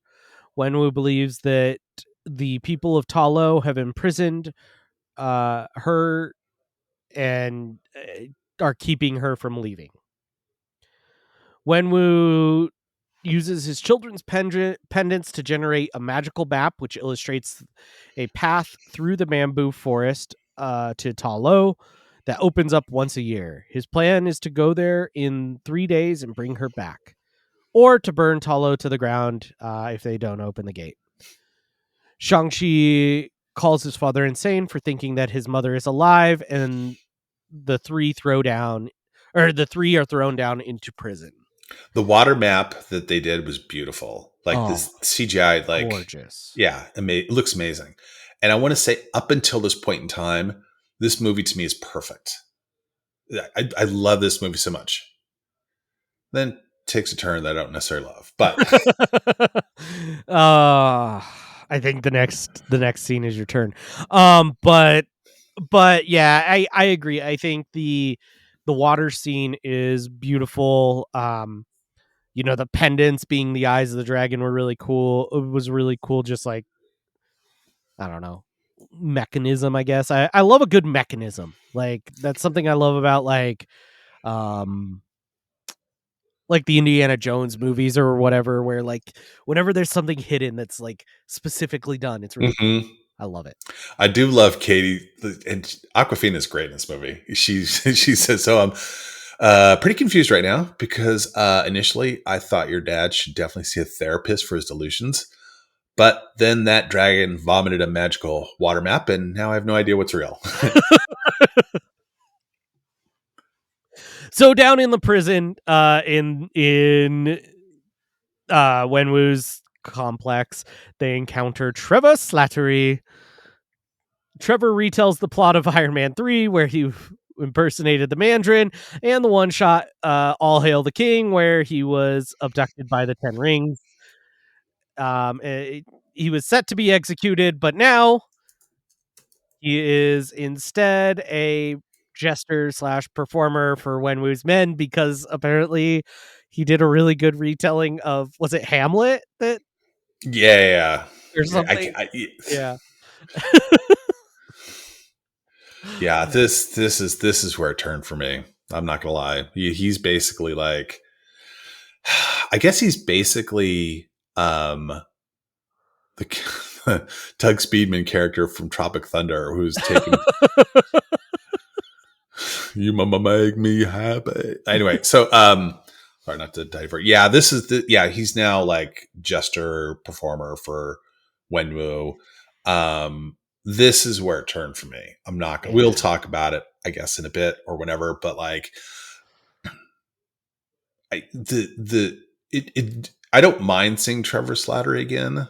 I like Ben Kingsley. I think he comes off as fun, but the fact that he has more lines than basically anyone else for the rest of the film is like, to me, rather like disturbing, since like Yeah. Shang-Chi's the star. And like, this I knew it was coming. I so I was just kind of braced for it. That's fair. Well, as they're talking, a faceless creature, a Hundun named Morris, voiced by D. Bradley Baker, arrives and communicates to them via Trevor. Trevmo explains that You don't like he. Trevmo? Morris speaking Oh, through Trevor, like, yeah. Yep. Explains that he can guide them now through the magical forest to Talo. I do love the Morris stuff. Like, Morris is super cute. They animated him super cute. And the moment where Morris shows up and Trevor's like, "Oh, you guys can see him." Thank Mm-hmm. God, like I that is like a special little funny moment for me. Yeah. Um, If it had just been him saying, "Hey, take Morris with you, and he will get you there," and that's yeah, all we saw of Trevor, I'd be like, "Perfect, that's great." fair. That's That's all I fair. need to see. But anyway, Yeah, yeah. Here in a little bit where he's refereeing soccer, maybe that's a bit much. But Shang-Chi says that they must get to Talo before his dad destroys everything. Xiaoling uses the compound tunnels to take them to a garage. The siblings, Katie, and Trevmo, steal Razor Fist's fully electric BMW iX3 and cue up a big chase and fight scene under the compound before they escape using one of the guards' hands for the biometric garage door opener. yeah, Um, fun again. Get to see Katie, Asian Jeff Gordon, just like wheeling her way through. What were your thoughts on the Razor Fist modifications to the electric BMW? oh, they were something else, man. They also, how does Razor Fist drive that car? I do Because not. now I'm thinking about it, right? He only has one functional hand. The other Mm-hmm. is a sword or a stump, Mm-hmm. and It's his so it's his right hand too. it's his right So hand. And let's say it's I didn't notice. I can't think right now steering of the handedness of the car. the steering wheel's on the right. Okay, so it is. So it's a British car then, with the steering wheel on the right. So he would Mm-hmm. have to, in order to hit the screen that comes up for the biometric scan, he would have to reach across because I think it's his right hand. No, it's his left hand that's still a hand. So His left hand at is still least a hand. that Yeah. makes sense. But he would have to let go of the steering wheel. Oh, he's doing a lot of knee driving. Let's be honest. Let's be honest. He's not. He's not two hands on the wheel. He's not.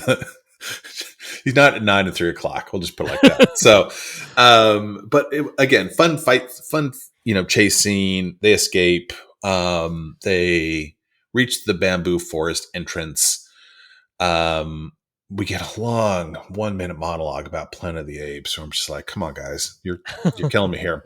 Um, Katie starts to drive very kind of cautiously at first, but at that point in time, like the bamboo closes behind her. The CGI is really, really this CGI actually didn't mind. It was pretty cool. And so Mhm. this, by the way, would be an awesome ride at the parks. Oh yeah. So she has to speed up. The forest is closing in.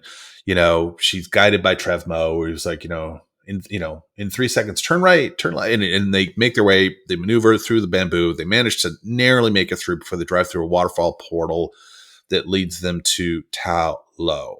As they drive into the Talo village, they see mystical animals, including the weird horse, which is one of my favorite quotes, before being confronted by the locals. So we see Guangbo, who is played by Yun Hua, who's a famous martial arts actor who's been in a million films, and Ying Nan, who's played by Michelle Yeoh, who has again been in a million films as well.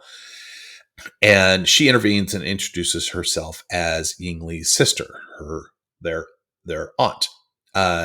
She is warned that Wenwu is returning and will be there very soon, basically in a couple days.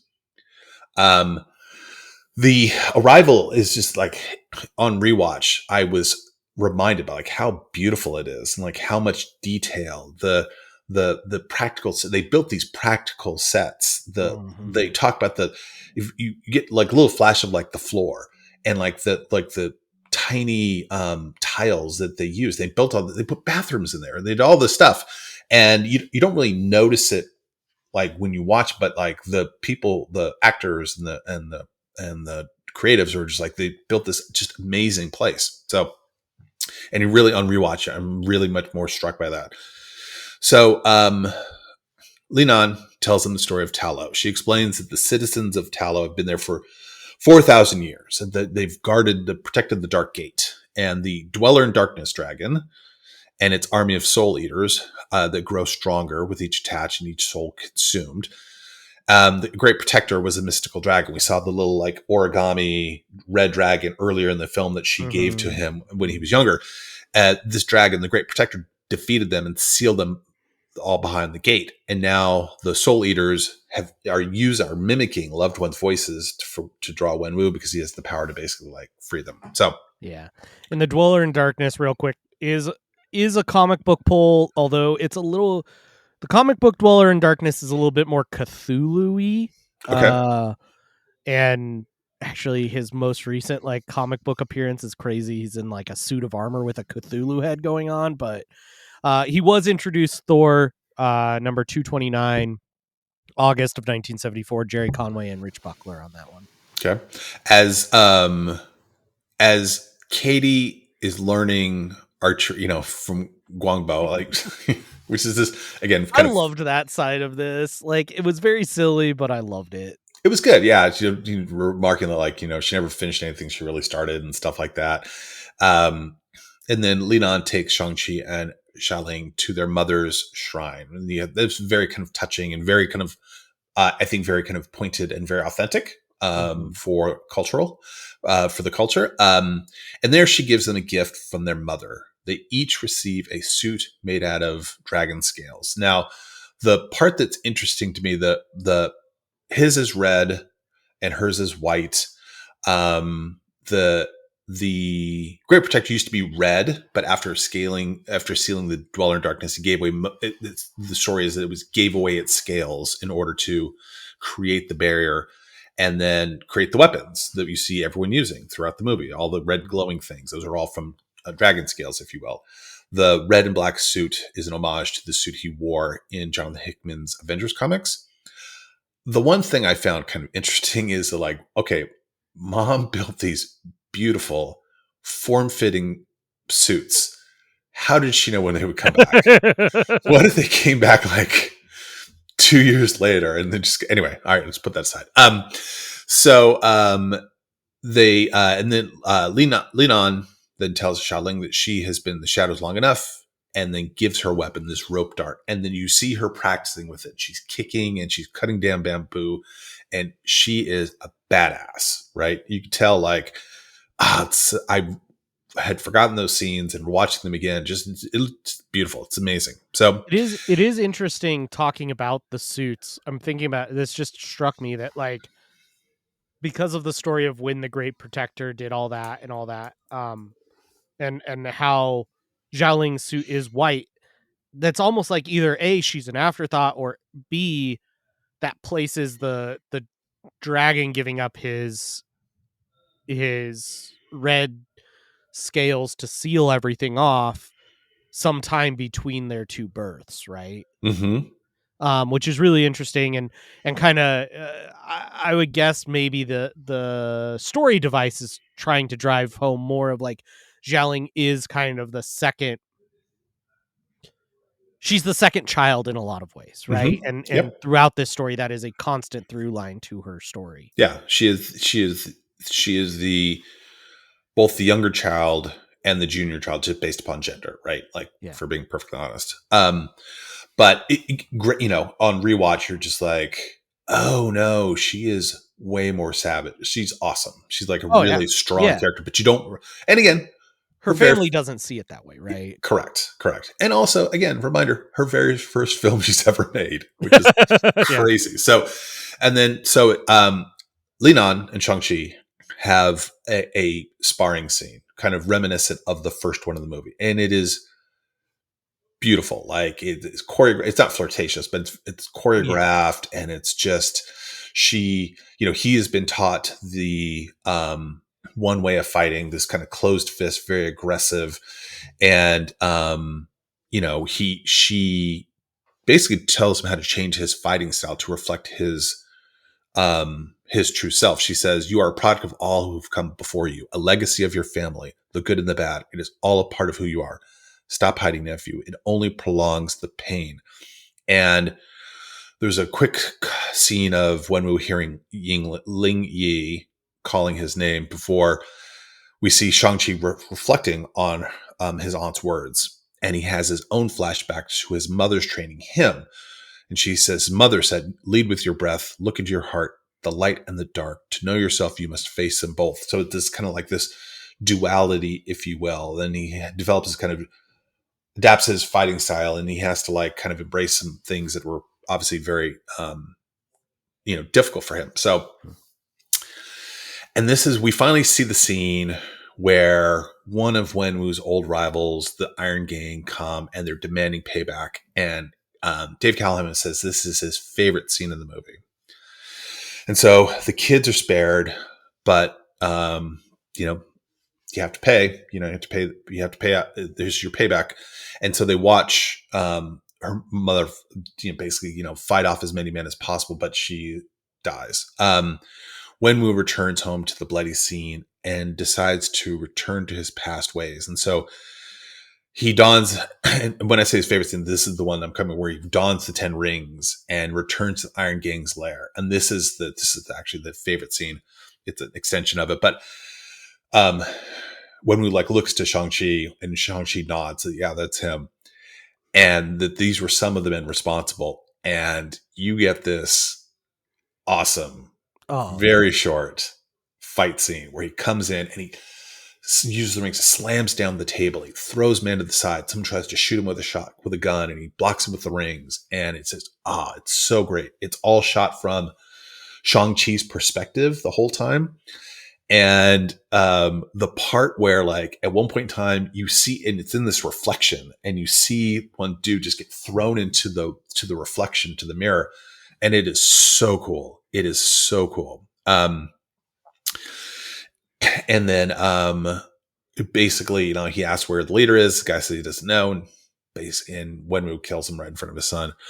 And after killing his men, Wenwu, dad of the year, pauses to kneel down and, deliver. His son is obviously freaked out, some just comforting parental advice to his very frightened son, and says, "A blood debt has to be paid in blood." When, I don't know if you'll ever see that in a Father's Day card, but maybe one day. So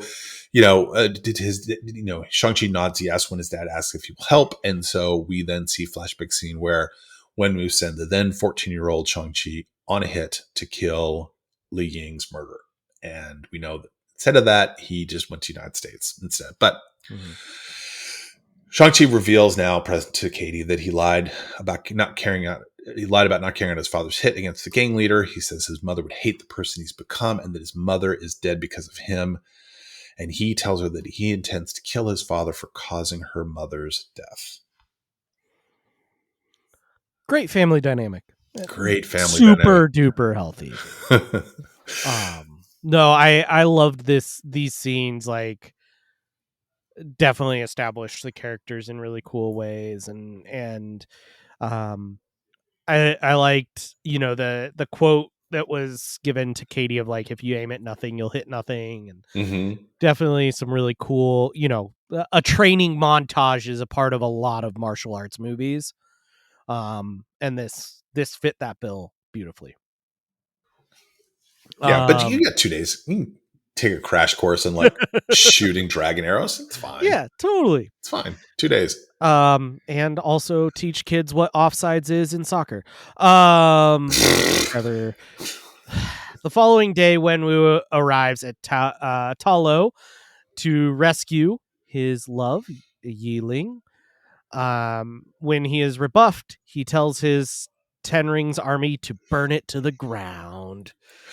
By the way, one thing I want to note here, and this is so funny, but Dave Callahan wanted Wenwu to have 2 giant praying mantises during the final battle to fight the Fu dogs. So those large dogs, they have the light brown and the dark brown on either side.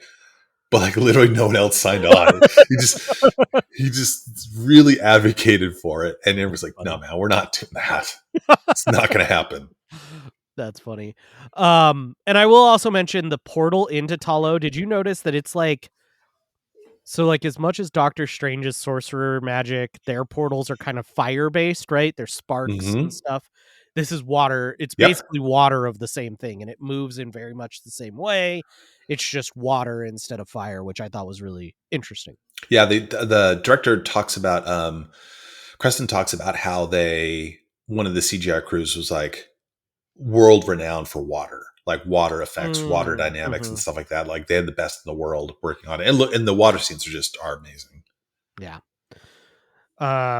Which is actually really interesting, because if water is a really interesting element in AAP, or like in Southeast Asian storytelling, because it can become a horror element, and particularly in Japanese cinema, water is actually a horror thing. It's not like giving life, Mm-hmm. because of their history of tsunamis and things like that. Mm-hmm. Water is actually really scary. And so it's really interesting. Like Chinese does tend to lend more towards water being life-giving, because they're mainland, right? And so they have a little bit more there, but Yeah, and you've seen many monsters arising from the water to destroy Tokyo, whatever the case, right? mhm, So yeah. Um so then we go over and there's this big martial arts CGI fight. One thing I will note is the Dweller in Darkness. You do see he's well, actually I'll get to that in a second. But mm, purple is important again. But here we go. So Shang-Chi confronts Wenwu, who tells his son that he has always been afraid. They spar. Shang-Chi calls Wenwu out for being a crappy dad. Wenwu overpowers him and casts him into the lake. R.I.P. Shang-Chi. Wenwu hears Ying Li's um or Yiling's voice and begins attacking the barrier, releasing the soul eaters that steal souls from the Death Eater. I mean, Death Dealer. Sorry, we're getting really close to Harry Potter a couple times here. So yeah, the Soul Eaters steal the um souls of everybody from Death Dealer to the Talo villagers. This prompts Razor Fist to ally with the Ten Rings, um, to face the new threat that is now apparent. Yeah, that Beneath, I'd forgotten the release, the scene where he's really he puts all the 10 rings on all the bangles on one side and he's just punching it, and oh yeah, the noise, the visual effects, the Crest talks about like he loved the video of the visual effects of like the scales kind of opening up in the sound it was making. It was really cool. yeah. Wenwu, or sorry, beneath the surface, Shang-Chi has a flashback of his mother saying, "Your family needs you," before he encounters the Great Protector, who revives him and joins the fight. With Shang-Chi on its back, the dragon starts attacking Soul Eaters, but each of Wenwu's punches releases more of them. Shang-Chi returns to confront Wenwu, who remains obsessed with freeing his dead wife. Xialing takes over the dragon while Shang-Chi descends to the gate to stop his father. Shang-Chi draws on lessons from his mother and aunt. They battle again, and Shang-Chi gains control of the Ten Rings. But Shang-Chi chooses mercy and returns the rings to Wenwu. Wenwu, I have to save her. She's calling to me. Shang-Chi, I wish that were true. Dad, please. Your family needs you. And I really liked that little bit of dialogue, because it's like in the middle of this big grand fight with dragons and evil beings from dark dimensions and everything, you get this moment where like it's a very intimate moment. Father and son are fighting, and dad and like Shang-Chi uses the term dad, Yeah. which is such an informal, it's not father, please, it's Yeah, yeah, dad, yeah. please, It, d- yeah. I was gonna say it does, but it seems, and I like that part too. Like I think maybe because early he said I'm gonna kill my dad, right? And now he's done a 180. He doesn't want to necessarily kill his dad. Maybe he sees that his dad is completely kind of misunderstanding. You know what I mean? Like he's not just Mhm. like the you know twirling mustache bad guy, Right, yeah. right? There's a little bit more nuance. So I like that part. I do like the part where Shang-Chi has his hands up and he's twirling the 10 rings and they're holding it up like this. Oh, You know what I'm yeah, talking he's about? making the Kamehameha blast. Yeah, and it reminds me of when you go to the park and the cast member is taking a photo of you. Oh. Like, put your hands like this, and all of a sudden you get your photo and you're holding Tinkerbell or something. Anyway, Yeah, you just know that like Simu Liu was on set. Just he's got his hands like a foot apart, and they're just like, okay, a little further. No, a little close. Okay, there we go. Good job, Simu. But he's not holding anything. let me ask you this. Let me pause for a quick second. So just got a ginormous CGI like scenes, if you will, which kind of like I preferred like the more practical fighting scenes. I found on rewatch like the scenes are kind of distracting and kind of confusing. There's just a lot going on, you know. Yeah, I think in a movie like this where there's so much hand to hand combat, anything that's like a big monster or when you start getting the arrows involved, some of those things, it does get challenging. And something like I noticed was like Zhaoling's Zhaoling's rope seems to be however long it needs to be in To that be however moment. long you need it to be, a mile long. Um but yeah, I see what you're saying where it's like you are so used to these very intimate fights, right? It's a bus, it's a very cramped space, or it's the side of a building on these scaffolding and maybe a empty room, Hmm. those sort of things. And now suddenly you're fighting on this massive battlefield. I mean, it's not Lord of the Rings massive, but it's a big village.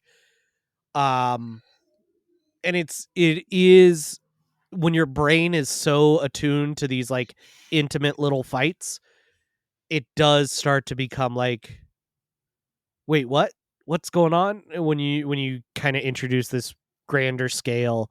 And I will say the other thing I noticed about Ta Lo is it's beautiful.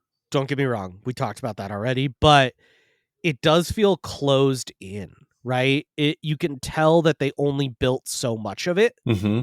It doesn't feel like an endless plain, right? It just feels like kind of this little village that's kind of just this little tiny village, right? They talk about the giant cities that Talo used to have and some of those things, but you don't really get a sense for where those might be Right.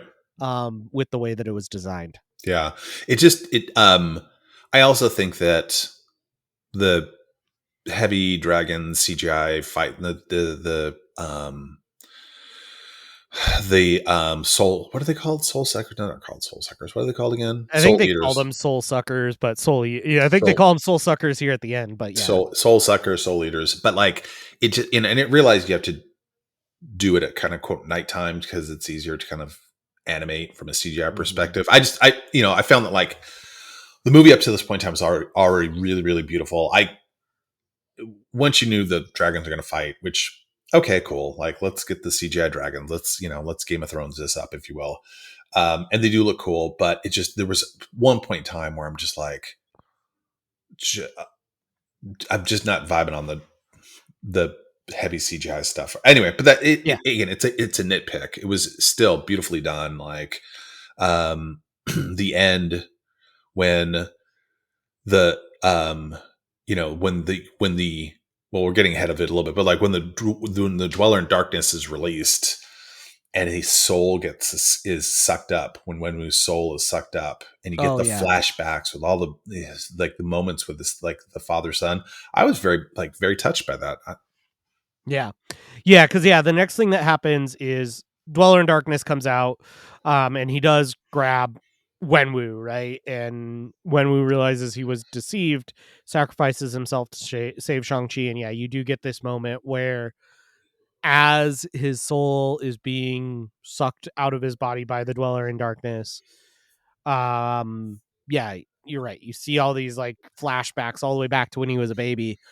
It was very touching, and it's very much one of those like, oh, yeah, like even the bad guy is a human, right? Mm-hmm.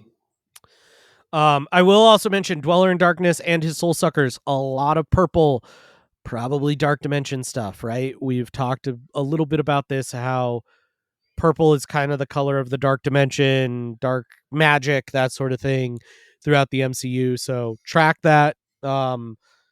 Throughout the MCU, you will see a lot of purple. We talked about it in WandaVision.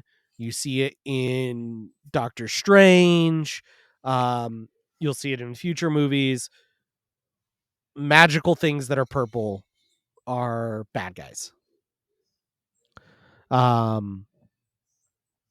So we move on. Shang-Chi joins Xialing and the Great Protector to battle the Dweller in Darkness. The Dweller gets stronger by consuming souls. Guang Bao instructs his archers to aim for its throat, but is immediately desouled. Shang-Chi and Xialing cling to the Great Protector as the Dweller tries to consume its soul.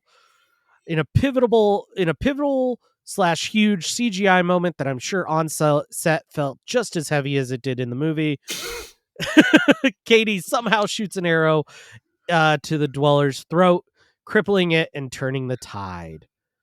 We're all shocked. No way that could have happened. But at that moment, Shang-Chi launches the Ten Rings into the Dweller's body and blends him up and destroys him from within. You may comment about that shot. That shot was basically shot like a month before the premiere. It was like one of the last things shot. And that's hilarious. Oh crap, we need to figure out some way to knock the Dweller down. Kind of moment. But her reaction, gotcha.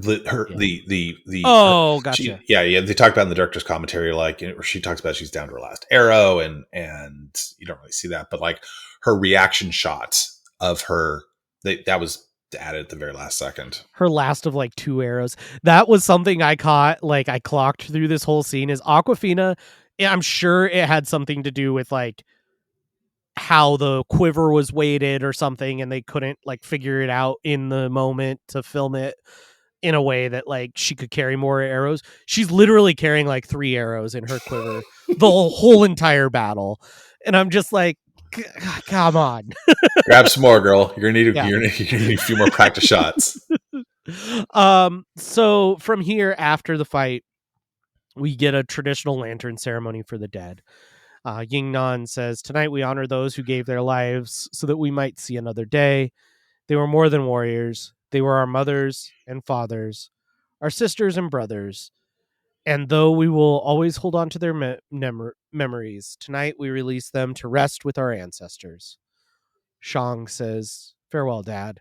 Xialing says, "Mom will be okay."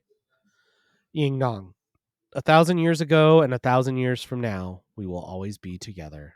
Oh man, so touching. Very like, kind of harkens back to the end of Endgame, right? Where they do the pyre for, or pyre, I should say, the funeral pyre for Tony. Sorry, Tony had a heart. Very touching, nice ending, like conclusion to the battle, if you will. Yeah. So then we go back to San Francisco, where Shang and Katie are having drinks, and they're telling Sue and John the entire story of this movie, right? They're like trying to describe the fight. It's so funny. It's like, and Sue and John are just looking at them like, what the hell were you on to what come are up you, what are you talking about? They just think it's just so funny because, Sean's like, I'm holding on to the Great Protector with my sister and trying not to get eaten by the Mega Soul Sucker. And Katie's like, oh, that Mega Soul Sucker was such a nasty bitch. I'm just like, they're just like, dude, a week ago we're talking about your jobs, and now you're like coming up with this insane story. Yeah, it's so funny. Just then, behind them, a sorcerer portal opens, and Wongers arrives. He calls for Shang-Chi, and then Shang-Chi and Katie take off through the portal with Wong, and the entire bar looks on, and we get the Anderson Paak outro, which is great. Which is Honestly, awesome. that is one thing I will say is the score is great, but also the soundtrack of this movie, the popular music soundtrack, super solid It's great. throughout this whole movie. I like this scene so much because what you learn is that the actors who are playing Sue and John, um, Benedict Wong just comes in and splits the chairs apart Yeah, and then chugs their like Manhattan. and drinks her drink. They did not realize that he was going to do that, and so their reactions are legitimately like, "What the hell is happening here?" And they did it in one take. And it was great. So good. It's so good. So that is our movie. For those who are like, wait, you have a mid credit and a post credit. Yes, we do. We'll do that after. We do that in our credits. So, and it's been actually a minute since we've had a mid or post credit scene. So, those of you who are maybe new listeners, you might not have known that. So, let's get into our main takeaway. Why was this movie significant? Talk about, and then we'll get into kind of our last little bits here. So, I do think we talked about it a lot throughout the breakdown, and I want to set the table stakes and say, hugely important for AAPI Mm-hmm. representation, right? And to have, in a lot of the same ways we talked about with Black Panther, this movie did a lot of the same things for a different community, right? For the AAPI community. And so love to see that. I think those pieces of it, whether it was the Chinese mythology or the kind of Asian American experience at the dinner table, all of those pieces where it's just very authentic and um, very true to form. I did love those pieces. Yeah, they did. It goes without saying, first Asian led MCU film, predominantly Chinese cast, Asian director, Japanese American director. Um, so it was good to see them finally, after 15 years, make this movie. I thought that they nailed the casting. Um, we won't jump into like MVPs quite yet, but I thought that it looked beautiful. I love martial arts film, as I mentioned before. The choreographed fight scenes, I think, were probably maybe my favorite parts of the movie. They're just beautiful to watch and just very, very well done. I don't love the Slattery part of it, Trevor part, but the rest of it, like, very well done. And just, they nailed it. And Yeah. some of the movies, especially some of the, when we talk about like the stuff in phase 4 with the heavy impact of the pandemic, you kind of feel it in the Yeah. production and in some of the scenes. Here they did most of shooting in Australia, which had very strict protocols, and being on an island makes it, they did their whole their whole sequestration thing, and no one got sick, no one got COVID, and so felt it just felt kind of normal, if that makes sense. I know that Yeah. sounds weird to say in hindsight, but No, yeah, and it's something that, like, I think today there's a lot of the significance of this movie that maybe we take for granted, right? Like I mentioned, this was the first one to have like a release weekend, right? Like mm-hmm. this was go back to the theaters, right? Um, and the magic of cinema. Um, and so that also is really significant. And the other thing I'll mention too, that strikes me is phase 4 when you look at it overall. And I remember thinking this at the time, but looking back on it, it for sure is this way, where phase 4 is really a phase where Marvel tried to go from, we make superhero movies as a genre, right? Like, the movie is about superheroes, to making it a setting, right? It is a movie set in a superhero universe, and superheroes are a thing, but the style of the movie, the genre of the movie is something different, right? Black Widow was a spy thriller. This is a martial arts movie. We're about to get kind of a what's supposed to be a twisty turny like horror movie in a little bit here with Multiverse of Madness. The Eternals is a little bit more of like a strictly superhero movie. It's a little bit more like the genre superhero rather than the setting is a superhero. Mm-hmm. But that's really interesting, right? And Marvel's done a couple of runs at this with like with like Winter Soldier, like Captain America Winter Soldier. They've done a couple of runs at like let's make something that's not just a superhero movie, but like this in Phase 4 they really I think played into that heavily where it's like it's about superheroes, there are superheroes in it, and it's based on some comic books, but it's not a quote unquote superhero movie by itself. Yeah, and they do that with individual like episodes of the shows, right? Like you have Mm-hmm. the episode of Daredevil, which is the bank heist. You know what I Yeah. mean? They just a lot of different things, right? And so I think it's a good call out. When they were looking at the future phase, they were envisioning it was going to be, Black Panther, Shang-Chi, Captain Marvel as the new Avengers. And obviously Mm-hmm. that didn't happen. And we haven't seen Simu Liu since, which is a big missed opportunity, quite Yeah. frankly. He's a star. He's great. Yeah. So that leads us to the question of who is your MVP for this I movie? maybe I'm taking the easy one. Maybe I'm taking the easy way out, but Morris? I'm gonna go with Shang-Chi, right? Like, I don't want to be criminal and miss him, right? Like I missed Black Panther, right? I think we I miss amended that. I think we amended that in yeah, at the phase review. But like, yeah. Um, and so yeah, I think even though he does not have the most words spoken, um, Simu Liu was an absolute star, and this catapulted him into common everyday. Everybody knows who he is, right? Um, and so and that's a lot of a testament to the work he put in on this movie.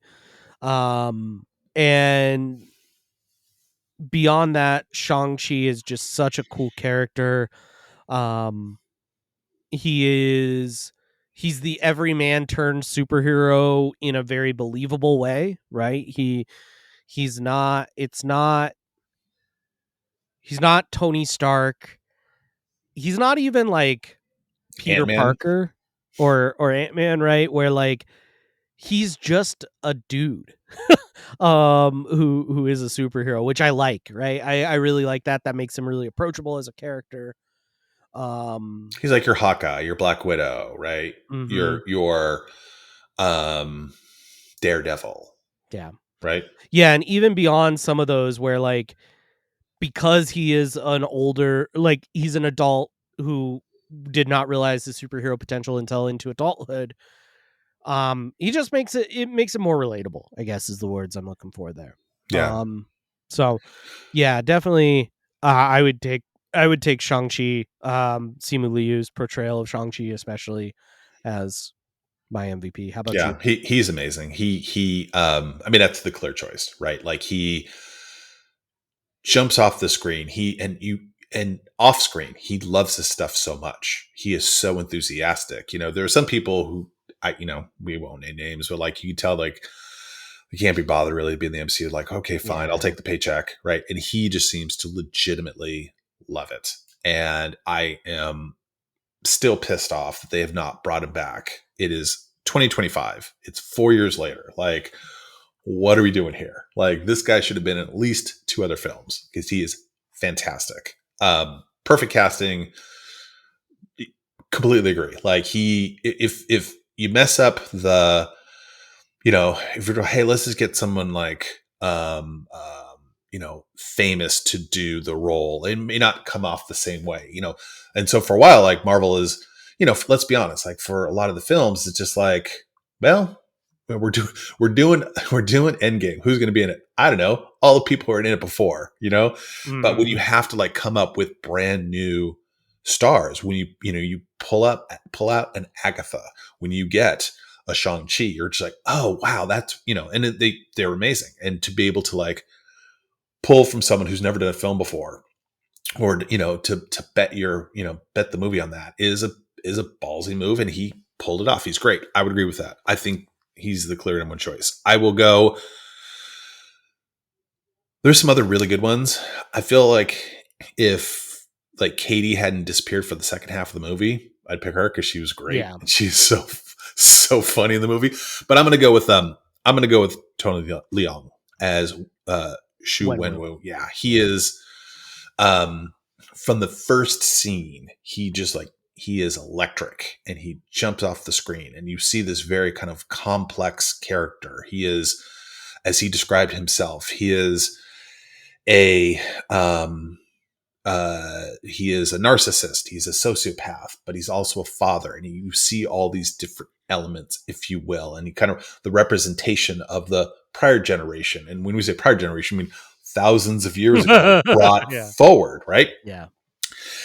He pulls off the action. He is like, you see in the scenes with his wife, which we don't want to talk about too much, but he's very loving and affectionate. And like, he does a great job. He's amazing. Like I am glad that he, was in the movie, that he, had a noble death. He passed along the 10 rings to his son. He was great.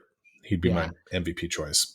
Yeah, I think that like complex characterization, and you see this a lot in organized crime sort of media, right? Whether it's gangster movies or a lot of kung fu movies kind of tend to base themselves around the triads or that sort of thing, where these mob bosses, they have one face with their family where they are truly devoted, they love their family, and they come across as so caring, but then when business is involved, they're ruthless and vicious and all this stuff. And that's a really hard thing to get right. It's very hard for an actor to get that right. And I think it's underappreciated sometimes when somebody does get that right, because you are playing essentially two separate characters in one movie, and to be able to bring that together in a way that's believable and doesn't just look like, you step out the door and suddenly you're a jerk. It's really, really well done. Yeah. It's very nuanced to be able to, again, not come across as the twirling mustache bad guy, like, very believable. Like, and, and again, going back to the scene where he like beats up the gang in that, backroom bar, whatever that was, he's frightening. Like he is just like, he is scary, and he pulls it off, and he is legit like frightening in that scene. And you can just imagine like, in the scenes that he has with his son, the scenes that he had, he's just great. He does a fantastic job. Let's talk overall impressions. So I think I don't remember how we did this for Black Widow. So I'm gonna do I'm gonna make this right. Basically, is what I'm saying. So David, we talked about middle third or top third, middle third, bottom third, for these movies, right? So I'm gonna ask you to give me two rankings. One for where you think this ranks in with the multiverse saga, right? So all of the movies, all of the TV shows that are part of the multiverse saga. And then the other one for where this ranks in for movies overall, Infinity plus multiverse. So just Marvel movies, right? And so you're changing it up. Yeah, I think we are changing it up a little bit from what we did in Black Widow, but I think this makes sense, right? It makes sense to say like, here's where it fits in the multiverse. Here's where I think it fits in movies, like in Marvel movies overall. So yeah, originally, sorry for the cough. Originally, what we did before was in the current, second half in this saga, like where does this rank? And if I'm answering that question, I would say top third, easy. If I'm looking at you're asking where this ranks to movies to date? Yeah, movies to date. I'm going to say top of the middle third. Okay. I can't, I don't know if I could put it into the top third, but when you compare it to some of the movies that appear in phases 4, 5, and 6, it's easy top third. Yeah. How about you? I would say definite top third for multiverse. I'm not as much of a multiverse hater as a lot of people are, but Hate's a strong word. I know we're about to get into like either a rough patch of movies or a patch of movies people love, and it's very divisive where we're headed here very soon. And I am definitely on the love side of that. But you and I will have some conversations for sure about the upcoming films. I do think it's important to like think about, as we think about the film and think about the different sagas, if you will. It's almost, you can't really compare this movie to like an Endgame or an Infinity War. You know what I mean? Like, it's just not really fair. It would be interesting to, like, for talking about like origin story films or solo properties. Yeah, it'd be kind of interesting to, maybe that's something we can do for a future episode. Yeah. Where would you put it in terms of the movies? I think it's top, but I'm bad at math. So this is how Endgame gets bumped down to the middle third again. I think spiritually we're in the same place. Like, you and I are like saying the same thing, where it's like, it's a very good movie. Is it better than Endgame? No. Is it better than Infinity War? No. Is it better than like the best of the Infinity Saga? I would say no. I think for me, mathematically, that shakes it out at like the bottom of the top third. I think if we were to say quartiles, it'd be like second quartile, right? Yeah. And so, yeah, I think, like I say, I think effectively we're saying the same thing, of like, it's a very, very good, very solid movie that is very enjoyable. And the only reason why I would say it would fall out of the top third is simply because there's other better movies than it. It's not because it's bad. No, not at all. No. But for like the big CGI dragon fight at the end, this would be a movie that I would recommend to anyone. Like, hey, if you've never seen anything Marvel, just check this out. Right? Yeah. Right. I think you might be able to lose people a little bit with the with the heavy dragon stuff at the end, but it's not that long, and it's still a fantastic film. Yeah. All right, well, let's wrap up here. So please remember to check Puny Pod out on your social media of choice. We are cross-platform. You just search for Puny Pod, you'll find us. I will mention, so lots of other shows on the network. I'm not going to go through them all. They're all great. Go listen to them. I will mention that on the Supreme Resort feed, if you look for their most recent release, which is Dirty Yellow Strap Presents Fantasyland Draft League, you will hear some familiar voices on that release. That is a show concept that I worked with David and Eric from a lot of the other shows, as well as Brian, who's kind of, he's all over the network. He's actually a fellow concierge with me. And we worked together to kind of put together a concept for a new show, and we're actually going to carry that into a full launch next year. So we're pretty excited about that. But go listen to the test recording of Fantasyland Draft League over on the Supreme Resort feed. It's a good time. Check out the Ears Up Discord. The link is always in the show notes. I'm pretty active on there when I can be. So if you want to chat with me there. And then, other than that, thank you all for listening.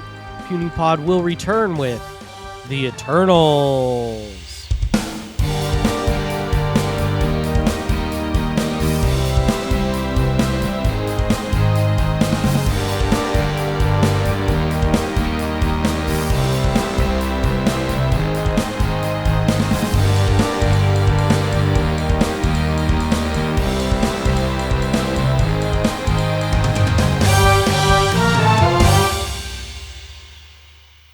All right, David. So we've got a few things here. First, a mid-credit scene that makes me so sad, but here we are. So Wong transports Shang-Chi and Katie to Kamertage. This is right after they leave, right after they leave the bar.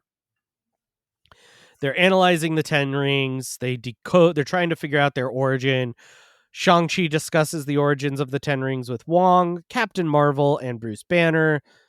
They're made of an unknown matter. They're thousands of years old, and they're operating as a beacon, sending a message.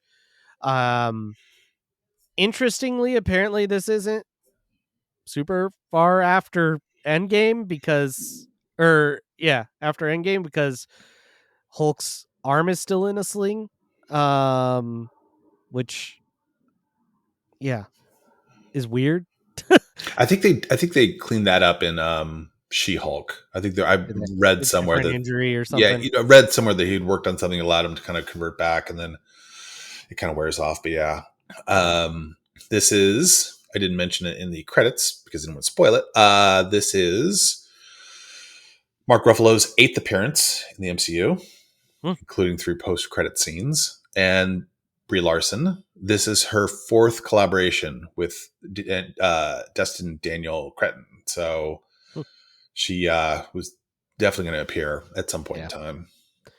Well, and this kind of represents the 3 known pieces of the MCU, right? Like, this is the aliens in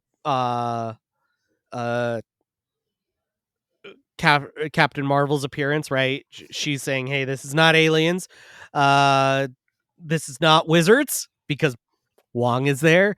And it's not. Source was just a wizard with a hat. I forget what the other one of the 3 is, but it's not that either, right? But it's also, it's not science, which is what Bruce represents, right? It's not science, it's not space, it's not the magic we know. So it's something completely new. The thing that was interesting was the director said, he wanted to keep the legend of the 10 rings alive at the end of the movie. So we wanted to make the end of the movie with a clear question that we all know want to be answered in the future. Where are they coming from? Who are they talking to? What do they do? Mm-hmm. Which we never ever see again. It's basically the Mordo of the MCU. So maybe we'll see it again. Oh, androids, aliens, and wizards. That's what androids. There we go. So androids is like what Bruce represents. Android / science. Source is a wizard without a hat. Yep. So the Wong tells them that they have a long journey and they should go home and rest. Or welcome to the Hotel California. And they're singing karaoke. I love this moment. Like, Wong is one of those characters where he had this like underlying humor every appearance he has, and it never gets old the way that they play it. Like, it's just played to great effect every time he shows up. Cretton talks about Daniel Cretton talks about how he always wanted this song for a movie, but the rights are so expensive, and so this was the time where he's like, "Well, it's Disney's money," so they kind of wrote it in and kept it in. That's how they got Hotel California in there, which I thought was hilarious. That's fantastic.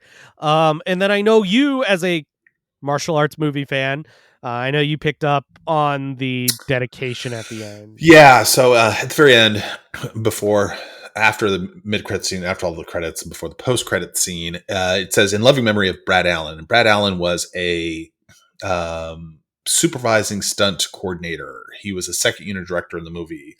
He'd see him in like martial arts films, and he passed away before the movie was released. Destin Daniel Cretton says that basically his fingerprints are all over the movie. And so when you listen to the director commentary, he mentions Brad Allen's name a bunch of times. And so I just, want to mention that.